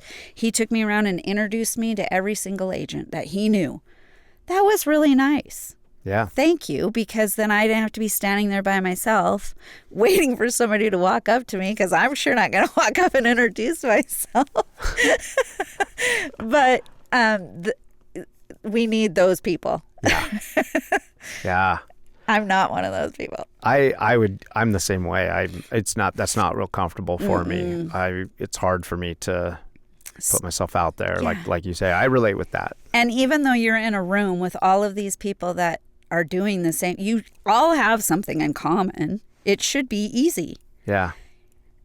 It's the worst. I hate it. So your calendar this next month isn't packed full of those? Nope. When we go to, so we have continuing ed classes. I have one of those tomorrow. I'll just kind of sit by myself and listen to the class. I mean, I might, if there's questions or whatever, I might say something, but I am not going to get up at break time and go have a good old conversation with everybody or go introduce myself to the people in the row. Yeah, but yet there's some people that just live for that part of it. They love it. And I watch them go around the room. Do you ever wish you could be that person too? Do you think? I've never thought about that. No, I don't wish I could be somebody else, I guess. Not be somebody else, but do you feel like, gosh, I wish I could be more like that as far as like, just like comfortable in this element, or like I feel just as at home just mingling with people I don't even know. Like some people do. Some people could just go into a crowd of people. They're like, oh, hey, and they start. They're the people that know somebody down in Texas at a grocery store. Yes. For some people that are just introverts. Yeah, I've never thought about that easy, but if I wish I could do. I've never thought about that. I do that all the time. You wish that you could? Yeah, in some ways I don't know. I do, like, sometimes I wish I could be one of the people, like, okay, here, we'll get a little deep here. But like when it comes to church, okay, there's some things that I will, I ask too many questions probably. In my head, I ask too many questions. But sometimes I think, man, my life would just be easier if I could, why can't I just be one of these people that they don't seem to ask any questions? Like, yeah, but that doesn't mean they know it. No, I know, but it's like, it just seems easier for them. Like they're just here, they're all in and they're whatever, right? And so I'll be like, why can't I just be one of those go with the flow people who, like, once you get it, you just get it. And I continually, like, I'm always asking questions about everything in my head, and sometimes out loud, but mostly in my head. I can't contain it. It has to come out. Sometimes I'm like, I can't keep my mouth shut. Yeah. But that's been me through life, right? Where I will, there's been a lot of times, I'm always like, why can't I be just like more like. Go with the flow? Just go with the flow. Because I wouldn't make you Milo. Yeah, but maybe make me a better Milo. I don't know. Just like maybe life would be so hard that if you wouldn't quit questioning everything and muddling things up. So don't you think that people look at you and say, oh, I wish I could. Man, I wish I could struggle with everything like that guy. Yeah, I think people look at me all the time and they're just like, that's attractive. That is not true. People, I'm sure, probably look at you and go, oh, I wish that I had that kind of outgoing. I know you say you're not bubbly, but what people see, it's that outward appearance that people see. Yeah, and I guess. And getting to know you, I know you're not that person either, but I wouldn't say you're not that person. You have another side of you. Well, I don't know about another side of me. I do struggle with those types of things, like going in groups and, just being open and talking about things with people. I love to talk, which is weird because I like to talk to people. I love doing this. Yes. I like doing this. Me too. I really like when you said, hey, real estate gave me an outlet to connect with people in a situation that's not awkward. Yes. What if I just... So what you're saying to me now is you want to be an agent? No, I'm saying this is my... I guess if I didn't have this, right? If this gets yanked out from me, I guess maybe I'll go talk to you. But this is it. Yeah. And for some people, they may think this is awkward, but in a way, it's kind of not. Like, because... I was thinking about this morning. I'm like, how am I going to do this? I'm going to go in this room. But it really isn't awkward because... We're just sitting in a room. We're just sitting in a room talking. And yeah, the light and the camera and the whatever, but you really don't. We're just talking. Yeah. And it's not live.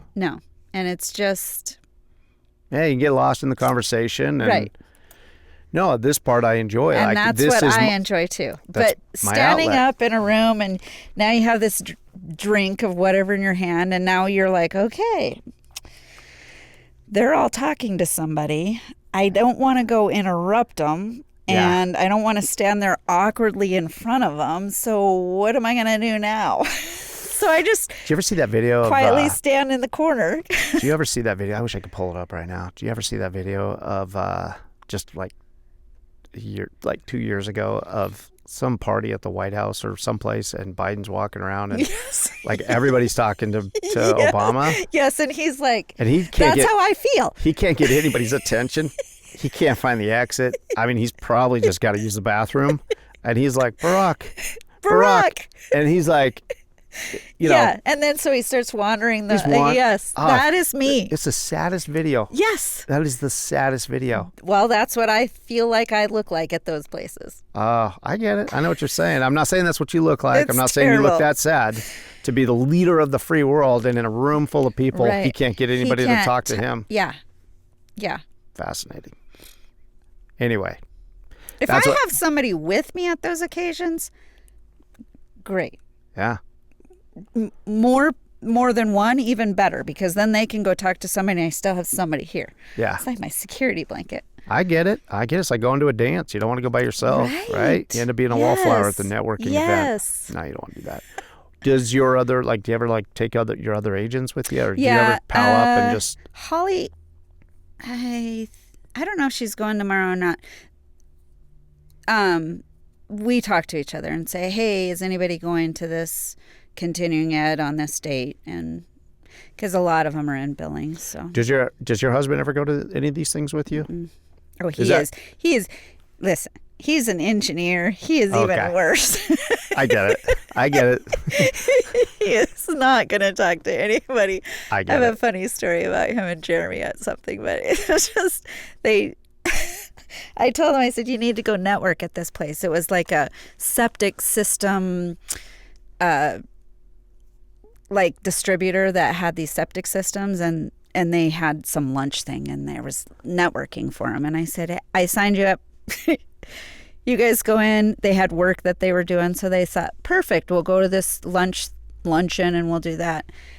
They come out of there, and he calls me right when he got out. He goes, well, I will never do that again. Never sign us up for that. I said, why? What happened? He goes, Jeremy and I literally went in there, got our food, sat down, ate it, and left.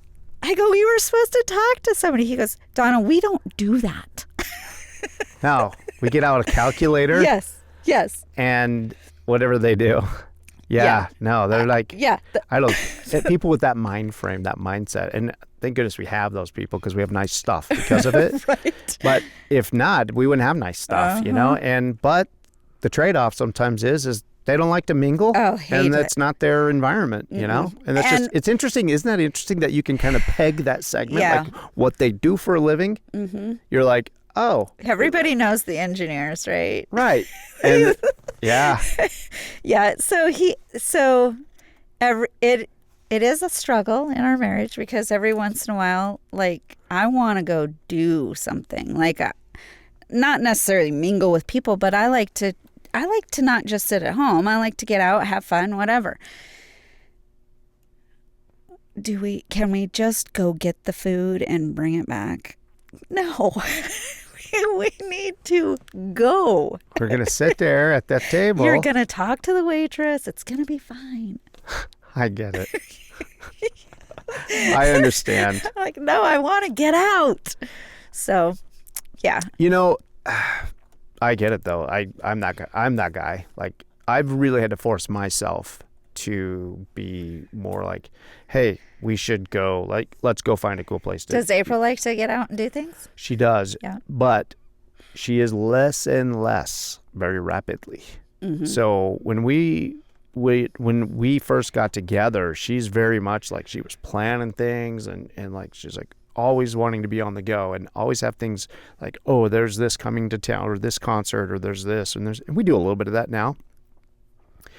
And then, the COVID thing happens, right? Nobody can go anywhere. And like all of a sudden it's like, that's all kind of stopped. Like Yeah. now she's more like, I kind of like being at home. Mm-hmm. I like just being at home, and there's a lot of weirdos out there. And Yeah. it's interesting though, because she was telling me that when she was younger, she's like, oh, why are my parents just like, we're not going anywhere and doing anything fun, and they just want to stay home and, you know, work in the garden and Well, we're whatever. tired too. Yeah.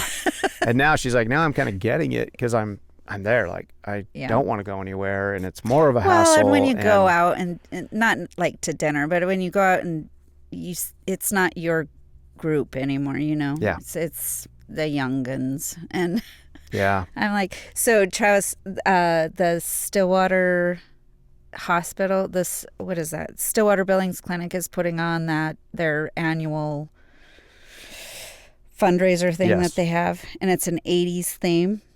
So I don't know if you saw it, but it was on the basketball. They were advertising on the basketball board. Oh, I was standing below Yeah, it. you were standing below it, so you didn't see it. So anyway, Travis pointed that out to me, like, oh, look. And I was like, and he loves the 80s. And I'm like, that's like a party. You know that, right? And he's like, yeah. And I said, you want to go to that? Yeah. I said, you'd have to dress like 80s. Well, I don't have any, but we could probably find something. I'm like, what? Interesting that's Do you what. have a fever or what is happening here? I'm signing us up. We're going to go. He was down, huh? Yeah. And I'm not going to ask him again because it'll be no next So time. now you know. The next time you're like, hey, we're going to go to this thing or this whatever in town and and just look for those 80s themed type things. Yeah, because we've never gone to that before, ever. Yeah. I've never been able to make it. It's always usually been. And usually we have basketball, but we looked at the schedule. The basketball game is here. And I'm like, hey, we could go. He's like, we'll get tickets. I'm like, okay. You don't have to ask me twice. Wow. Usually, though, what happens? I'll be sick, and then we can't go. Oh. So you won't make it anyway. Yeah, right. Well, that's interesting. That's what all of a sudden he was like. I know. 80s theme. Okay. Yeah, I don't know. It's weird. I have a brother-in-law who he's a civil engineer. Mm-hmm. And nicest guy, funny guy. And he's great because he just asks questions. Yeah. He'll come into the room, and I rarely just start firing questions at people. Like, Mm-hmm. I get in here and I can do that. But when I'm out there, like, I'm like, people don't want me asking them questions. Right. Like, that's what's going on in my head. Like, he doesn't want me asking them questions, I you don't know? think you rapidly fire questions Oh, either. he rapidly fires them.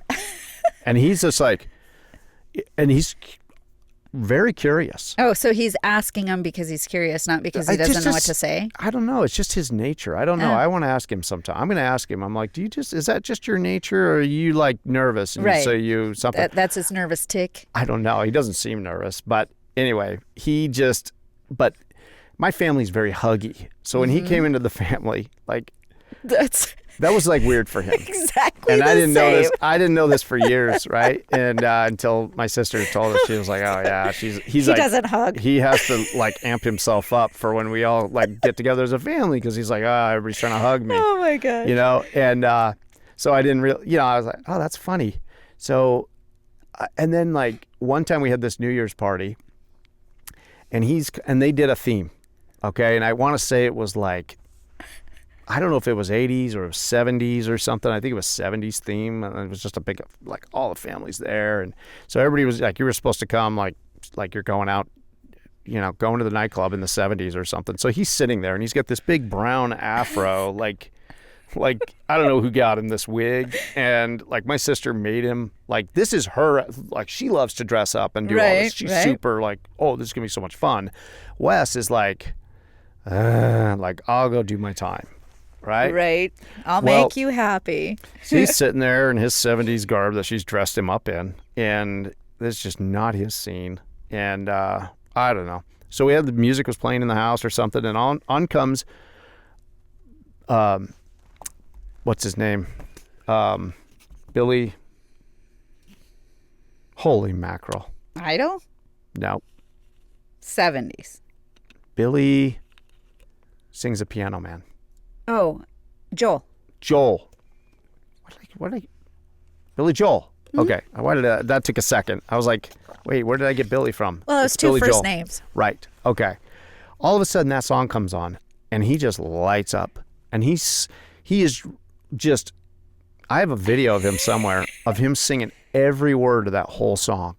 Oh, so you just In need this to play the big right music. brown afro in his 70s outfit that my sister made him wear. And he came alive all of a sudden. It was like, who knew that a Billy Joel song would bring this mild-mannered civil engineer Yeah. alive? So it's interesting all of a sudden what'll make somebody tick. 80s. 80s. Yeah. Yeah. They're those engineers. That was their decade, They're a I different guess. breed. They really are. It's Yeah. funny. We have to have some people in our office that are a little bit more spirited, or there would be no talking at all in there. Yeah. But I'm sure engineers look at all of us like, why can't you just do the math? Right? Yeah. Like, it's not hard. It's just math. It's just math. So, Yeah. So guess who helps my kids with their math? Oh. Not me. yeah. Well, this guy right here, I did terrible in math.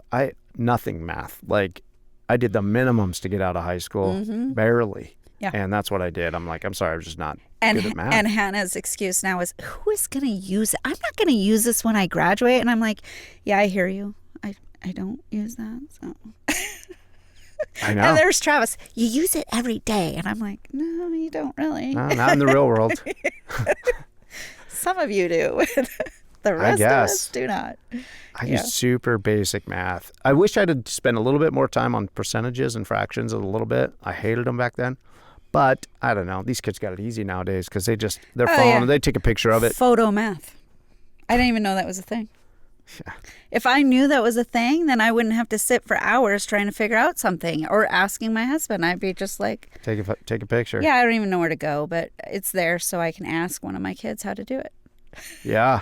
They've got it so easy. I know. I don't know.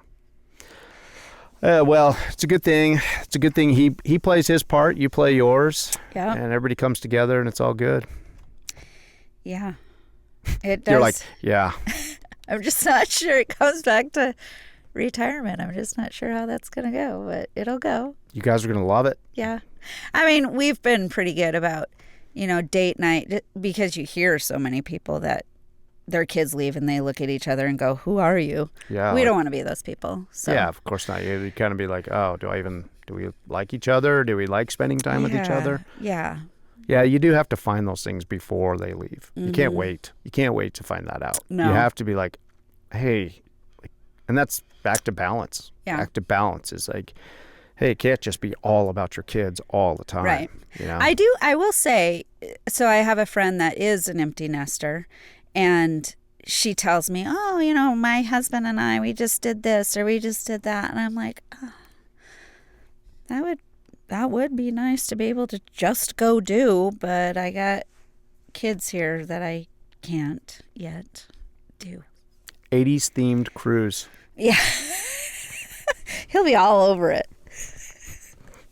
Pack our 80s outfits. Yeah, whole cruise. Oh, yeah. Good time. That would be great. Uh-huh. I'm sure they have them. They have cruises of all different things. I know. It's just a matter of and it looking. just brings all of those people. Right. You'll probably Just be his element. You'll probably be like sitting down for dinner or mingling with people and find out that like 60% of them are engineers on that cruise.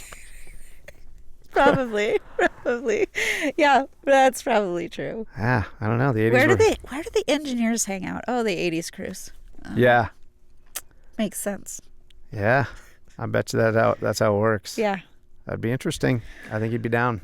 It is interesting. He has a different dynamic. I'm sure most civil engineers are like that too, because he says he doesn't like to be around people like, Disney World. I don't want to go. Look at all those people. And then he gets there and he has the best time ever. And I'm like, see, you just need to relax. It's the relax. I think that's what it is. It's not the people. It's just they don't know how to relax. Yeah, I guess so. I'm thinking about it because I'm like relating with him. Like, yeah, I know. I get that way too. I feel that way. And I'm like, oh, the people. But isn't it interesting that though that on one hand we'll be stressed out about whatever given situation with people, but then we need a little bit of people. Like we need a little bit of that networking or a little bit of that contact or with where you can connect with people. It's interesting. You can't just... See, it comes all back around to McDonald's and they have to close at noon because those kids aren't around people. They need to be around their parents a little more They often. don't know how to act. They need to be, they need to be around, somebody, some type of supervision. Yeah. Oh, it's so easy. I get on these rants about the kids, and then I'm like, it's the parents. I have to go back to that. Yeah. But where did it break down? That's the question. When did it break down? Oh, I had like 6 snarky answers went through my head right there. And I was just like, no, don't say that. Don't say that. No, I don't know. I think the trap is that we're always looking to make it easier for the ones who are coming behind or for our kids. And that is the trap. We need a balance of struggle. We can't have everything handed to us. We can't have, I think about that, and then I think of some things that we see in society today, and I'm like, but who thinks that is better? Who thinks all-inclusive, everybody, like cats, human beings acting like cats? Who thinks that is better? How do we get from... A guy needing a litter box at work? Yes. I get what you're saying, but how do we get from we're just not parenting our kids to that? Because that's like, I feel like that's... I think, I don't know, on a certain level, it's like we got rid of bullying, or we tried to, and we went too far. We went too far. And then I'm like, bring bullies back. Like... I'm like, but we don't condone violence, but bring them back. Things are just, they swing so far. Yes. And that's where it's like, hey, that's why I go back to balance. And that's why I think in all things, there's got to be balance. And I try to find balance. I lose perspective on that all the time. Yeah, yeah. But I'm constantly trying to remind myself about balance, or I'm seeing imbalance in things out there. But you know what I'm saying? And that's a definite imbalance, because how do we go from not disciplining our kids? It's not just not parenting. Not disciplining, not parenting, to okay, now they're going to act like a cat, to now everybody treats them like a cat, like in our schools, and like, you know what I mean? Yeah. It's just an alternate reality when I see things like that. I'm like, how in the world my kids used to act like they were cats, but that was pretend play. I also think that comes back to some entitlement. It used to be this, like, we wanted people to just accept or to tolerate certain things. It's not good enough. Like, does the guy really need a litter box at work? Or is it that him putting that on you and making you comply with that is actually getting you to embrace and enable? And it's not good enough now to just, put up with certain people, or so-and-so is kind of weird or different or whatever. It's almost like a forcing of, you're going to embrace this. But it's not just you, it's an entire school. It's an entire workforce. But that's why I say, when I say you, right, I'm saying people are that entitled that they want everybody else around them now. But everybody else follows. That's what I'm saying. Yeah, I know. Like it's like reverse bullying.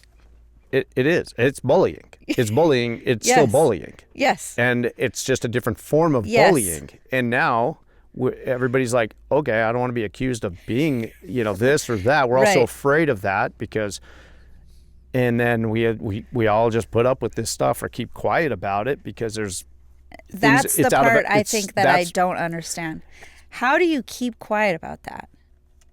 Like, there's something mentally wrong with that person. We shouldn't keep quiet about it. Like, it's not, and I'm not saying maybe they are doing it because they're entitled. Maybe there's nothing mentally wrong, but I think that there is. I think that there's something in that person's head that says, well, look at me. The world's revolving around me now, and I'm going to go down that rabbit hole and continue this behavior because I get more and more and more attention. Yeah. Well, I think one thing about that is people, I think a lot of times in the workplace, let's say coworkers, everybody's afraid of like, well, if I say something, I'm going to lose my job. So you look at it like even in law enforcement, you always think, or I always, you want to think that, hey, if they were to push some type of unconstitutional something, this or that, how many of them would stand up and take a stand? And then when you saw during COVID, they were doing, there was like people that were like, wait a minute, how is it that these cops are chasing somebody on a beach? We're about ready to see it again at the border, right? Yeah, right. Well, it's like, who is going to go along or who is going to take a stand? And it's hard to be the guy who's like, oh, this is wrong, and I'm going to take a stand, because you know that guy is like, I got to have this job, man. But you've seen that video, right, where one person, all it takes is one.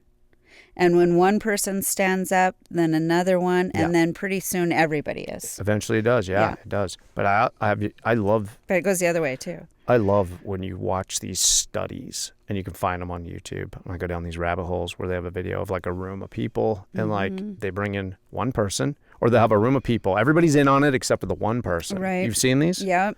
Where all of a sudden, just at a certain time, everybody stands up and does something weird, and then the person who just got in the room is, So they just go along. Yep. And they get up and they do it, right? And now they take somebody out and they bring in somebody new. And then eventually everybody in the room is now not in on it. But they're all doing it. Yep. And they're all doing that weird whatever. When the bell rings, they all do this little thing. Nobody knows why they're doing it. Right. But these are fascinating. Yeah. And I feel like it's like a mouse in a maze. Yeah. You're just trying to get by. Yep. And you don't want to cause, until somebody's like, what are we doing this for? Why are we doing this? Right. And thank goodness we have people like that. But sometimes it goes so long and before you're so far down a path. I used to do this at work all the time. I'd stop people and be like, why are we doing this? Why are you doing it this way? And they're like, I don't know. I'm like, you need to know the why. Okay. If you don't know why, ask me why. Or so-and-so just showed me this is how they do it. Right. Okay.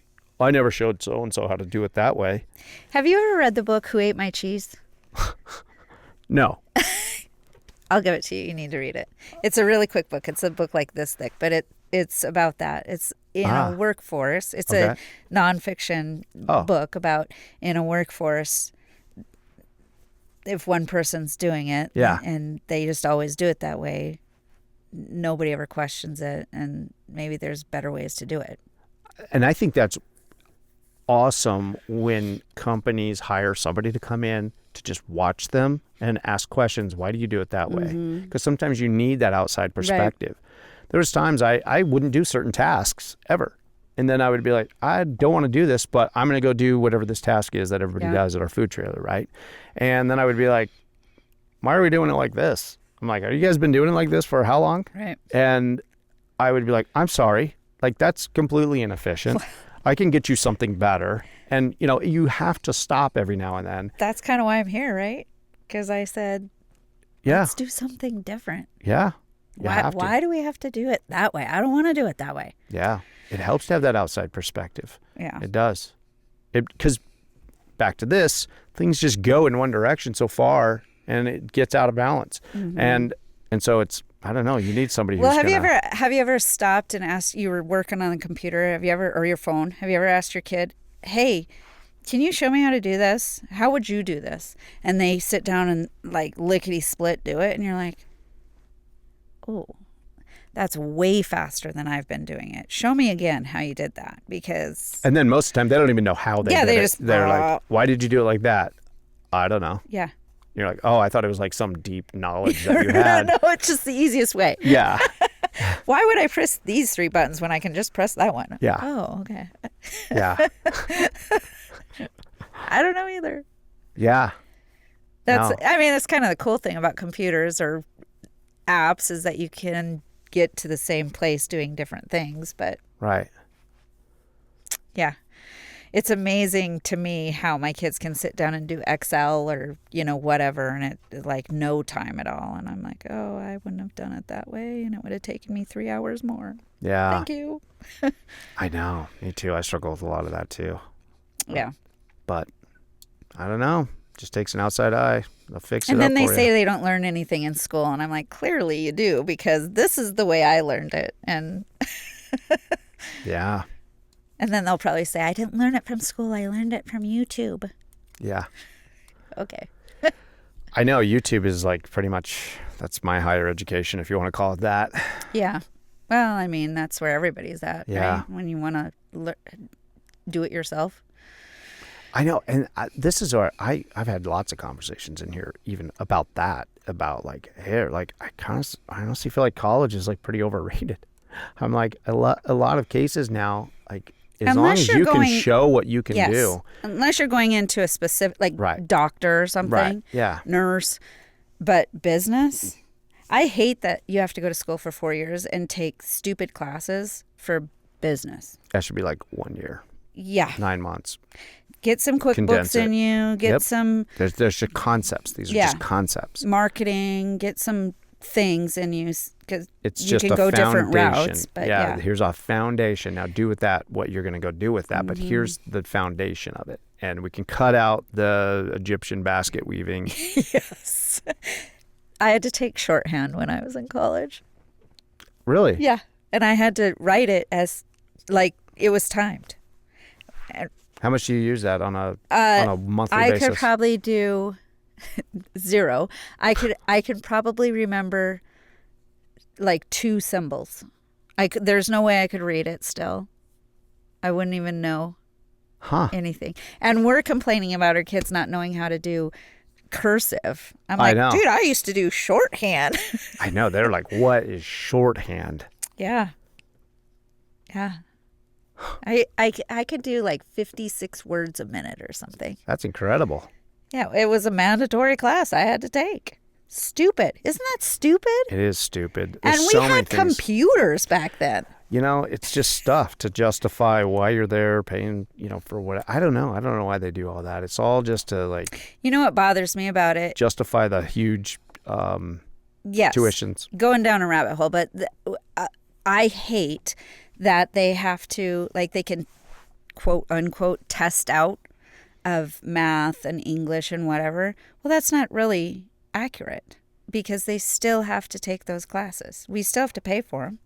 Oh yeah, you don't be like, oh, you tested out, so you you're don't good. gotta. Yeah. Like, No.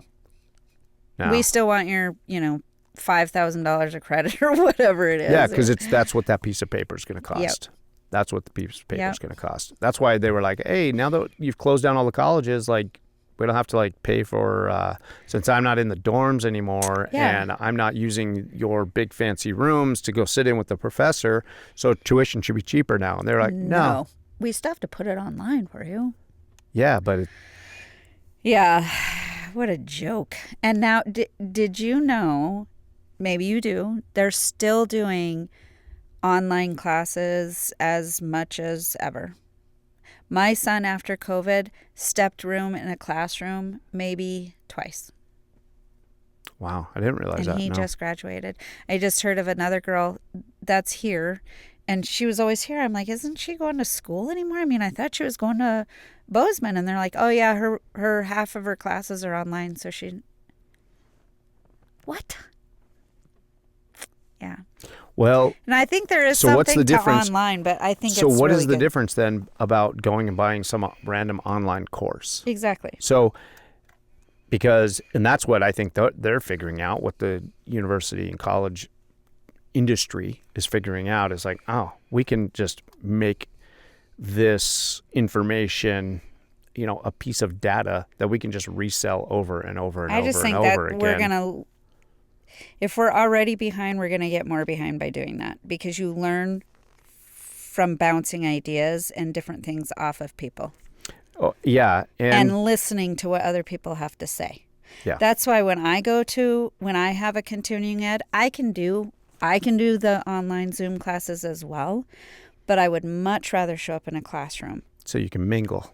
Yeah, right. You're going there for the mingling. Right, I'm mingling. No, because you just learn more in a classroom. You pay closer attention. True. It's proven. Yeah.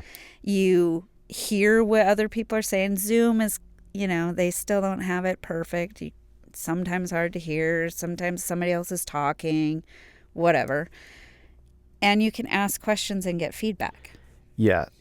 You definitely, they're finding that out. Like, you're definitely more productive when you're there. Yep. Like, that's where companies are figuring out, like, oh, we thought it was such a great idea. Like, work from home. We'll set up your office. But now we're figuring out, like, oh, they're using an app that moves the mouse around, but they're not really doing anything. Right. So, yeah, and they're requiring people, hey, come back to work. So that goes back to my parents were like, well, where did you sit? When they were like, when I went to school. When you didn't get a good grade? No, well, right, like every year, like first day of school, they would just sit be in the like, front. they'd be like, where did you sit? Like, that was the thing. Like, my parents sat on the front row. Yeah. When we went to church, Sat in the front we row. were at the front row. So that was their thing. It's like, hey, you sit up front. Why are you in the back? Or if they found out I was getting bad grades and they would go visit my teacher, they'd be like, where's his desk? So They'd when be like, you he go sits back somewhere, here. where They'd be do you like, sit now? oh, I'm not up front. But do you sit in the back? I mean, I don't. I don't sit in the back. I don't either. No. But there are people, you walk in and they're already in the back of the room. Yeah. I'm not a back of the room sitter. I'm like midway. Yeah, I'm like the first third. Oh, yeah. I'm in the first third. Yeah. That's usually where I'm at. I'm not front row, but I'm front second row's or too third hard row. because then you're like this a lot of times. You're an overachiever. Everybody else is back there going like, look at that guy. He's just no, right sir. up in there. Like, yeah, I'm not that guy, but I'm like second or third row. I'm still like, hey, I'm involved. here, I'm up here. He can see me. You're not the only one in that I'm row. not the only one. This is where the real people start to, are up in this area. Right. See, I don't like to be called on either, so I don't want to sit in the first two rows. I want to sit in mid-pack. Yeah, I don't want to be called on either, I guess. Yeah. They'll call on you I don't want to be called on. I mean, if I have my hand raised. The older I get, though, the less I care about being called on. Call on me. I'm like, some of me, like back then, when I was younger, I would have been like, yeah, it's because you weren't paying attention. But now I'm kind of like, once I figured out that, everybody out there is just making it up as they go. Yeah. I'm like, I don't care. You say a bunch of stuff. It sounds good. I'm probably smarter than that guy up there. Not that I think I'm even smart, right? He's sitting in the second row. I'm sitting in the third. I'm better. Yeah. I just realized that, and if I say something stupid, I don't care. I'll own it. Yeah. And I'll be like, oh, that's funny. I said something stupid. I admitted it, which makes me stronger than you because you can't admit it when, you said something stupid. Right. Isn't that interesting? You get to a different point in life where you're like, now I get it why old people are like, I'm just wearing these ugly shoes. They're so comfortable and I don't care what you think. I'm getting there. Right. I wear Vans still, but they're the comfy Cush Vans. Right. And I mean, at some point, I'm not even going to care that they're Vans. They're going to be the knockoff Vans. There's no stilettos in my closet. Never will be. Don't care. I mean. I wish, do you wish though, like, I don't know. I wish I could go back and do school now with the attitude and the confidence and all of those things. And I tell that all the time. I'm like, 97.3% of all of this is confidence. You probably wouldn't have been liked though, right? Because that's what school is all about, fitting in. Everybody's kind of... I'm going to disagree because when you saw the kids, who were the coolest kids? The coolest kids were the ones who were confident. The ones who seemed like they didn't really care what you thought. And everybody wanted to hang out with them, Everybody right? wanted to hang out with them. Like, if you looked like you were trying too hard, that wasn't cool. Or they were the ones with the parents that didn't care what you did. Yeah. Yeah. But I look back on that, I'm like, who the cool kids were the confident ones. And now I'm like, the cool kids were actually all the nerds because they were already into stuff that, that was actually cool. And like, I wish I could have been more of a nerd, or whatever. And they're more successful statistically. They go back and they look at all this and they're like, the jock or the this or the that. They're struggling in life. Yeah, they're still in their hometown doing their own thing. Right. Yeah. But these people who were like, I don't know, they were the computer club people. They How many did you graduate with? Like 70 something. Oh, so about the same. Yeah. I mean, a little bit bigger, but not like 300. Yeah, nope. I was in a So little. you knew everybody in your Yep. I was in a your little small town just outside of Las Vegas. grade. Okay. Yeah. So, but I do tell my kids this. I'm like, it's confidence. You just need confidence. You're lacking in confidence. You don't have to know all this We stuff. tell our kids You'll be that, the coolest kid there if you are just okay with yourself and you Right. don't care what anybody else thinks. I'm like, that's it. Yeah. My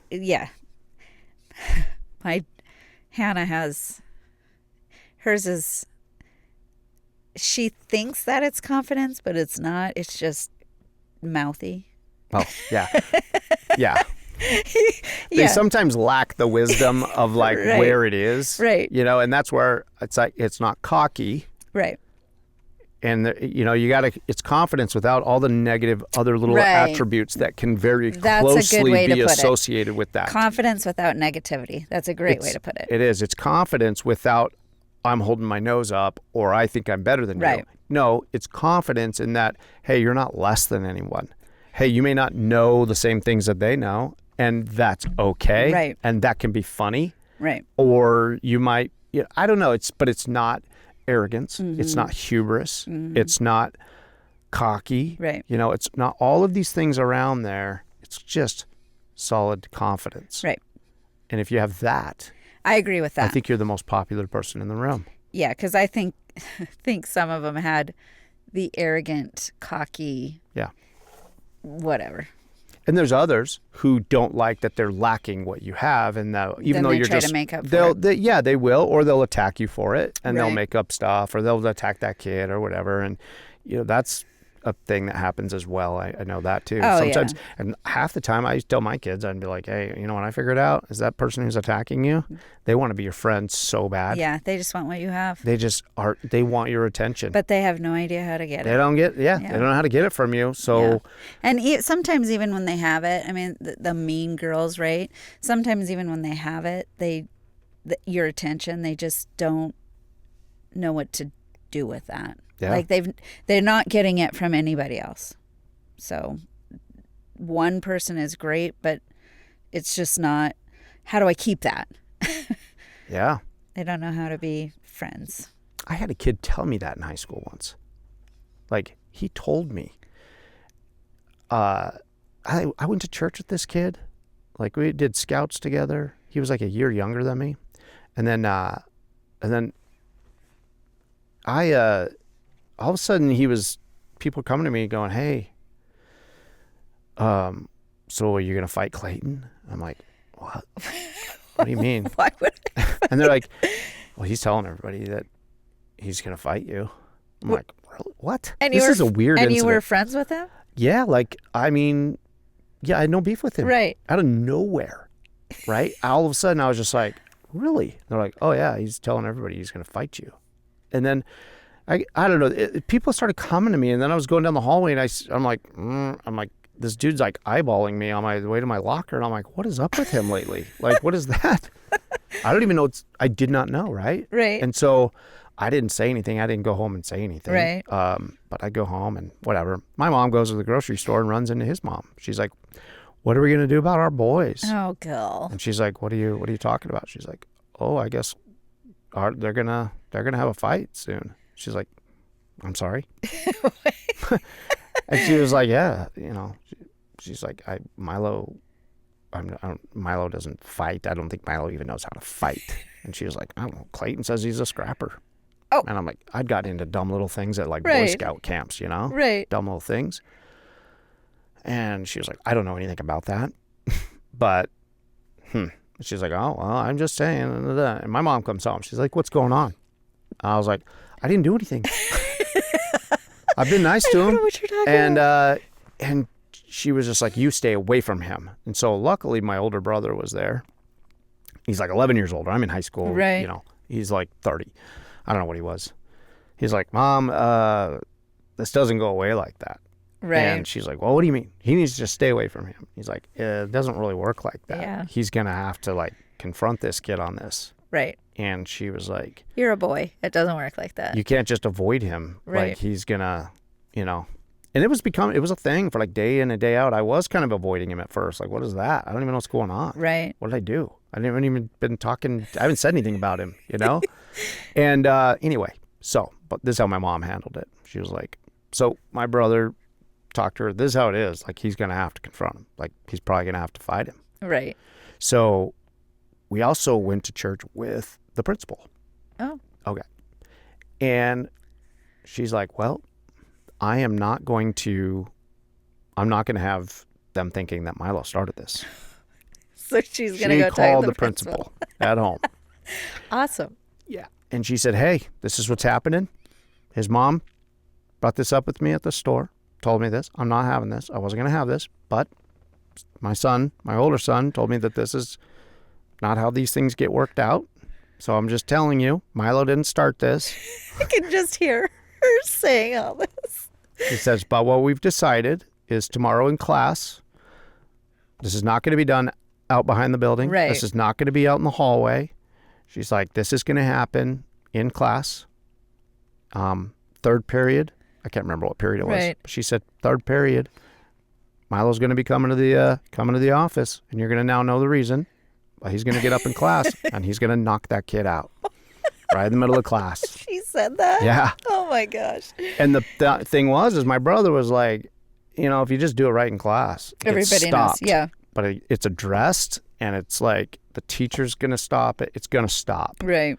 Okay. And then, but after that, he won't leave you alone. yeah, who does that? Like, right. Who just stands up in class like he's going to go sharpen his pencil and just does that, right? So I'm like, kind of like, holy cow, really? I just got permission to do that? I'm kind of nervous now. Right. I'm like...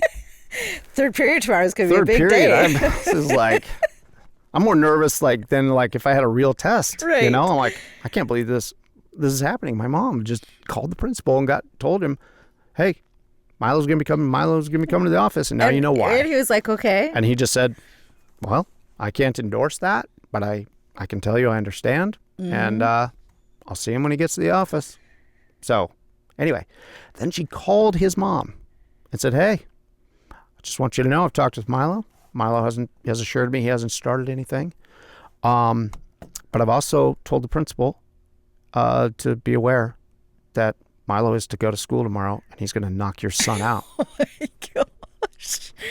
So I'm like, I can't believe my mom. She's 4'10". She's calling everybody. She's giving them a heads up. Giving everybody a heads up. He's sick tomorrow. I have tremendous pressure at this point.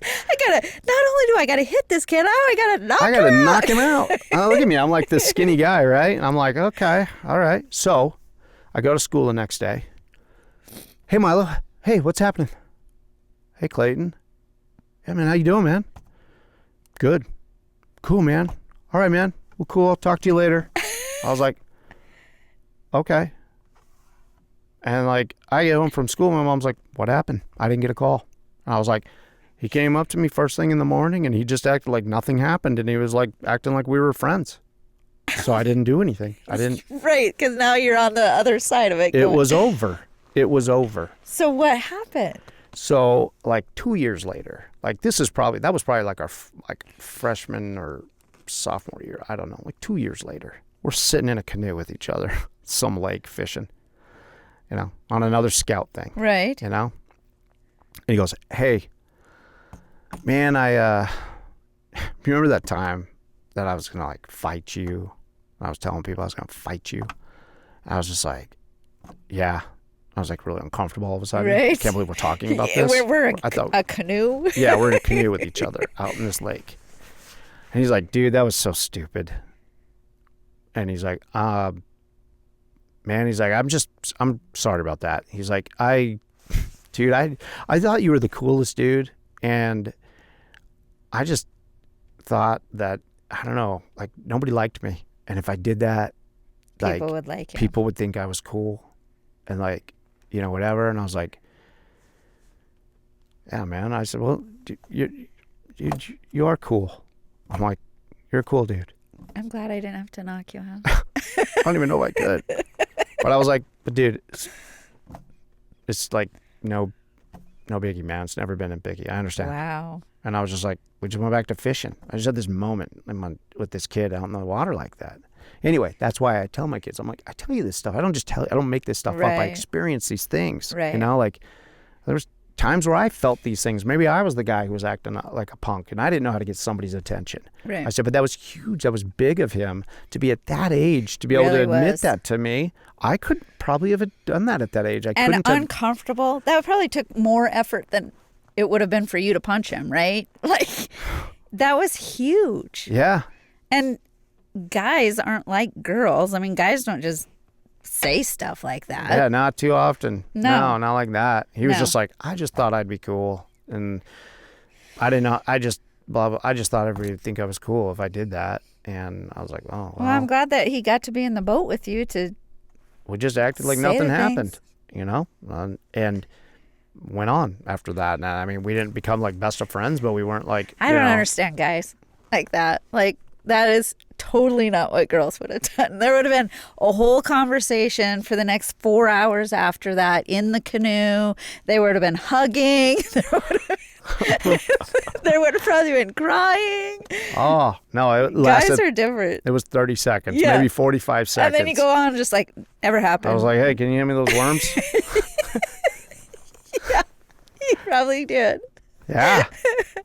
Yeah. Oh, that's funny. But how quickly did that also, like I said earlier, I was saying, like, it's weird. We take forever to figure this out, but we can fix things if you say, I'm sorry. yeah, I'm sorry. you Yeah, know. he didn't say the words, but still, he There's was. a lot of kids that I had interactions with, right, in that high Mm-hmm. school, that I don't ever think about those interactions. I Right. think about that interaction Right. that has also played a role in my life, like that. Yeah, and he probably doesn't even know that.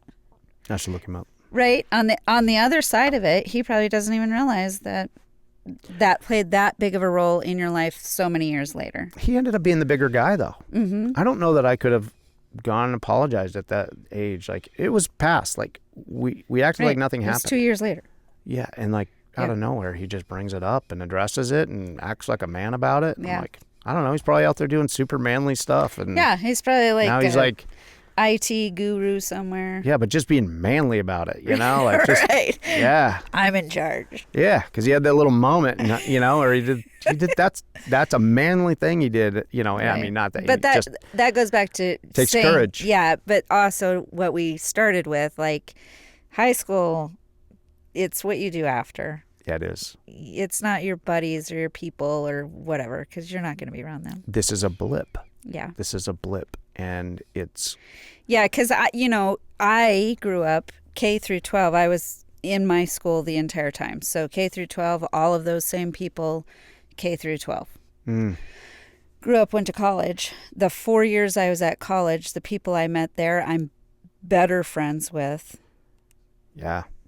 for 4 years than I was 12 years in college. Because you're more mature. You're Yeah. at a different level with how you deal with relationships. Yep. The other thing too is that I took a while to realize for me, but like, oh, when you're at that age, those 4 years are 1/5, let's say, for lack of being good at fractions, like 1/5 of your life. Right. Okay, so it seems like a lot. So it has a lot of weight to that, and so you put more. You think that this is huge, but the farther you get away from that, Right.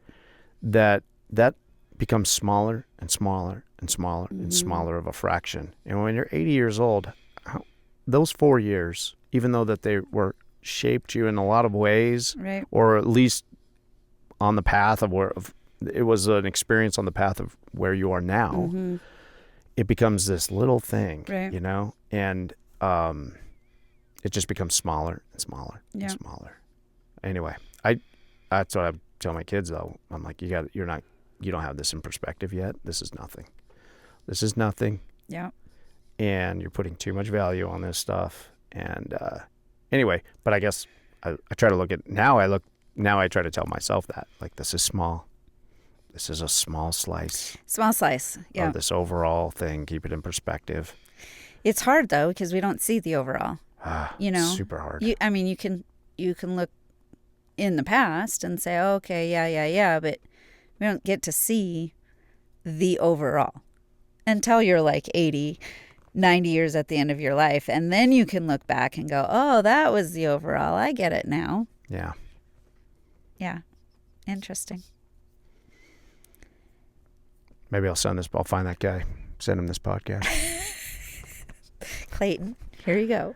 I don't think I told him the rest of my side of it. Like, dude, I was scared to fight you. Like, I didn't want to fight you. Number one, I didn't. Do you know how close you were to being knocked out that day? I was just like amping myself up.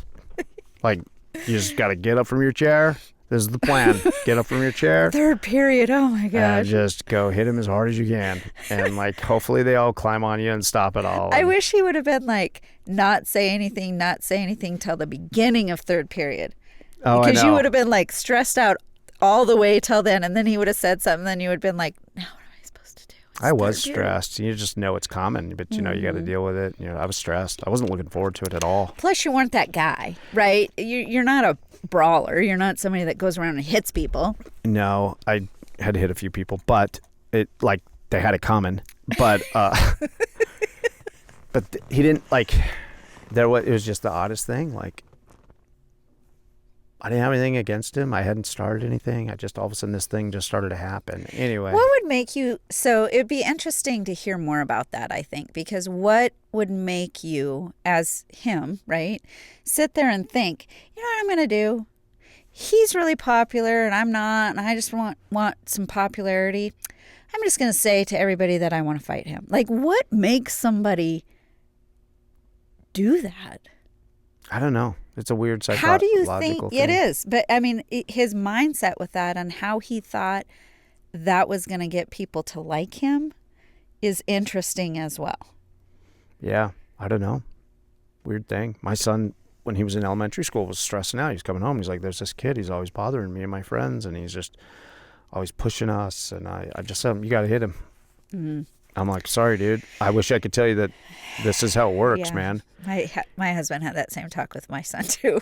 I'm like, I wish it wasn't that way, man. I wish you didn't have to go through these things. But I know what's going on in this kid's mind. He likes you. He doesn't know how to get your attention. And but you can't put up with this either because he's not going to react to anything other than this. He's just a bully. That's what bullies do. So he punched him in the stomach, and the kid was like, ooh. But then after that, he was just like, hey, man, how you doing? You know, like, and he came home, and I'm like, how's that kid? And he's like, can I have him come over? He's just like my best friend now. Yeah, and I'm like, see? Can we have a play date on Saturday? Isn't that weird? Yeah. It's just weird, man, because we don't know how to get that person's attention at that age. And there was a kid that kept jumping on Carson's back, and Carson's like, I'm so sick and tired of him jumping on my back the whole time. Just jumps on my back, and it takes my head off half the time. And he was a bigger kid than him, too, and he's just like, and Travis is like, you're going to have to turn around and punch him. Well, I can't do that. I'll get in trouble. And Travis is like, you need to punch him. And, you know, the mom, I'm like, does he really need to punch him? Yes, he needs to punch him. Isn't that weird? Okay, Carson, go ahead, go punch him. I don't think it ever had to happen, but, you know, one of those things, if they're not going to listen to you and they won't knock it off.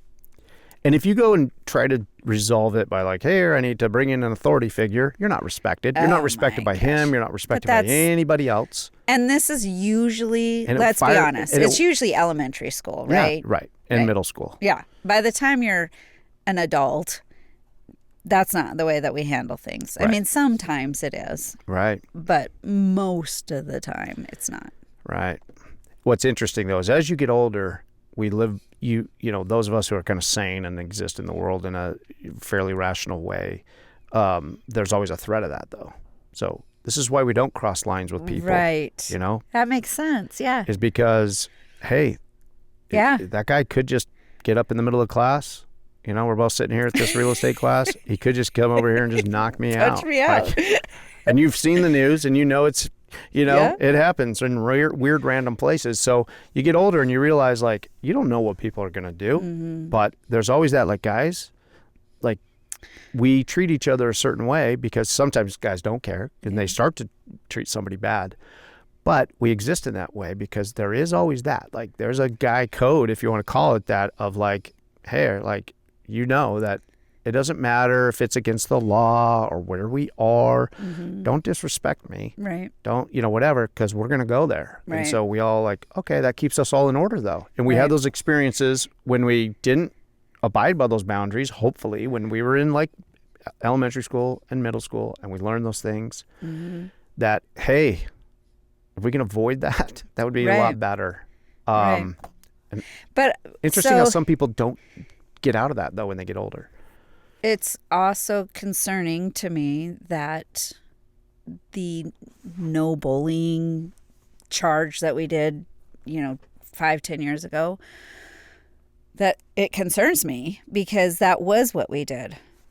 Or that's what kids were taught was you go to the principal and you tell the principal or you tell your teacher, and there was none of that. So what will happen? Well, you're seeing it a lot in 20 and younger kids now because they don't know there isn't that line. We just went and told on somebody. So now what do? They grow up, they get in the workplace, and they go to human resources. Mm-hmm. And they're like, they have no ability. They hurt my feelings. There's no ability for conflict resolution. Nope. And so they're like, that's what we're dealing with now is everybody's just like, And the littlest thing is setting them off. Oh, yeah. Johnny took my pen that was on my desk. Just the littlest thing. There is no order. Right. And I don't mean like order. I mean order. Yes. No, I agree. And I feel like that's just where it's one of those things. It's like, I hated bullies. And there's probably times when in elementary school where I bullied. And you go through these phases and then you're like, oh, I'm not proud of that when I was in like third grade or whatever I did. But like, we swing so hard to correct some this of the things problem. That my kids would come home and they'd say, you're being a bully. And I'm like, I'm not being a bully. I'm just telling you the truth. You don't even know what a bully is. Yeah. The truth is you can't have that cake right now. That's the truth. Yeah. No, you're being a bully. You won't let me have it. No. Okay. Oh, you're being a bully. And now it's a thing that's like, like a term that's like just thrown out there. Like, you don't have a clue what that even is. Yeah. Like, I grew up when there were bullies. Yeah. You don't have bullies anymore. Yeah. Just because you can't have something or somebody tells you no or you disagree with somebody doesn't mean it's bullying. And that's where they've swung all the way from real bullies to, well, if somebody tells you something that you don't like to hear, then that's bullying. It's not bullying. No. No. Yeah. And we infuse these definitions into our kids' head, and that it's black or white for them. Do you think that, I don't know if I should go here, but do you think there's any correlation between the rise in teaching about, we're anti-bullying and then the rise in like school shootings to where you don't know how to have conflict resolution? And so now you haven't been taught that there's middle ground here. There's ways to confront this. Mm-hmm. But I don't just think it's school shootings. I think it's any kind of horrible video. I don't even know how I saw this video or why it was on my feed, but it was a horrible video of this teenager just getting beat up to the point where he died. Is that the one in Vegas recently? No. Okay, never mind. I don't know where this was at. Okay. It wasn't with a group. It wasn't like a whole school. I saw that one too, but this was like in an apartment or something. Ooh, it was horrid. Yeah. And to me, the fact that somebody's standing there videoing that is almost worse. Yeah. Anyway, so I think that it is not just school shootings, but just, I don't even know what to call it, meanness, attacking, just all the things that if they would have been, there was no boundaries. Yeah. There's been no boundaries for, like I said, when did this start? I don't know when it started, but there hasn't been boundaries for kids, whether it be from their parents or whatever, for a very long time. And in the school system, I think that the teachers don't have, I used to get spanked in school. Yeah. I'm not saying that they should be able to do that, but I'm just saying the teachers have there's nothing that they can do. Yeah, there's no threat of anything. And the kids know it. Yeah. My elementary school, there was a paddle in the principal's office on the wall. Yeah, with holes drilled in, right? Yeah. Mm-hmm. And nobody wanted to get in trouble. Nobody wanted to be sent to the principal's office. You knew what that meant. There was a threat of that. Yes. Not that it happened, but there was still the threat. funny. We just had this talk in the last week, driving in the car or something, that like, people have always taken it too far. There's people that take certain things too far. But yes, since they have removed these things where there's no threat of any consequences, any real consequences, yeah, like you've got a rise in entitlement and a rise in all these other things, and then they're claiming victimhood about things. People are claiming victimhood about things that are like, you're not really a victim of something. Like, you don't even, like, that's not even, it's not even a thing. You don't even know hardship, Right. It's like, but you now are just throwing these words out there because you're using it because you've weaponized these words, but you're not really a victim of anything. Right. And anyway, so that is interesting. To me, I think the school shootings, I just remember it kind of kicked off in the early to mid 90s. But bullying was terrible in the 80s and 70s and 60s and 50s, and you could go on back, right? And nobody liked all that. But do you remember that there was any of that type of stuff back then? Nope. No. And because there was other ways you allowed. We're not going to do a study on that, though. Come on, Milo. We can't do a study on bullying and guns in school. That's not going to come out, right? Yeah, probably not, because they're not going to like the answer that, No. We've kind of gone so far in this other direction that we haven't taught people how to deal with conflict with each other. And it's either... Yeah. Well, how we deal with conflict of each other is just, to say an unmeaningful sorry and never resolve what the true issue is, whatever it is. And in elementary school, how do you resolve somebody jumping on your back? You turn around and hit them. That's how you resolve it. Yeah. I mean, I don't, and we're causing men, I really think this, I'm old school, whatever you want to call me, but a man needs to be a man. And we're causing men to not stand up and be a man. I agree 100%. 100%. There's a role for them on purpose, with intention. Yeah, roles are getting blurred, and it's causing chaos. Mm-hmm. So. And when you have men that don't understand that, and they've not, and that comes to parenting, because we have so many families that don't have, for whatever reason, they don't have a man in their life. It's interesting, though. There are those who just will grow up, and they've obviously missed the advantage of that, of having a dad in their life. Okay. There are many who end up in a very terrible way, but then there's some who are like, I'm going to be that. Mm-hmm. Like, I'm going to go figure out Yes. how to be that. I didn't have that for me. Right. So through choices, some end up in the system for the rest of their lives because they Yeah. were missing that when they were a kid, and what other various reasons, but That's others why I can have figure it out. So it's Yeah. not that you can't figure Right. it out, that people That's can't why I figure have a that out. really hard problem with victimhood. Yeah. Because I'm like, you can have two drug addicts that claim they're a drug addict because of all these problems that have happened in their life. And let's pretend it's the same problem for both of them. Okay, this one gets clean and this one doesn't. But you had the same problems growing up. So you explain that to me. So you can't play a victim. Mm-hmm. I just have a horrible time with victimhood because I'm just like, that's a choice you're making. Yeah, it comes down to choices. Yes. And yeah, what you had happen to you, or because of it, or, whatever has gone on, horrible things. Not taking that away from you, but you don't have to live in that. That doesn't have to define you.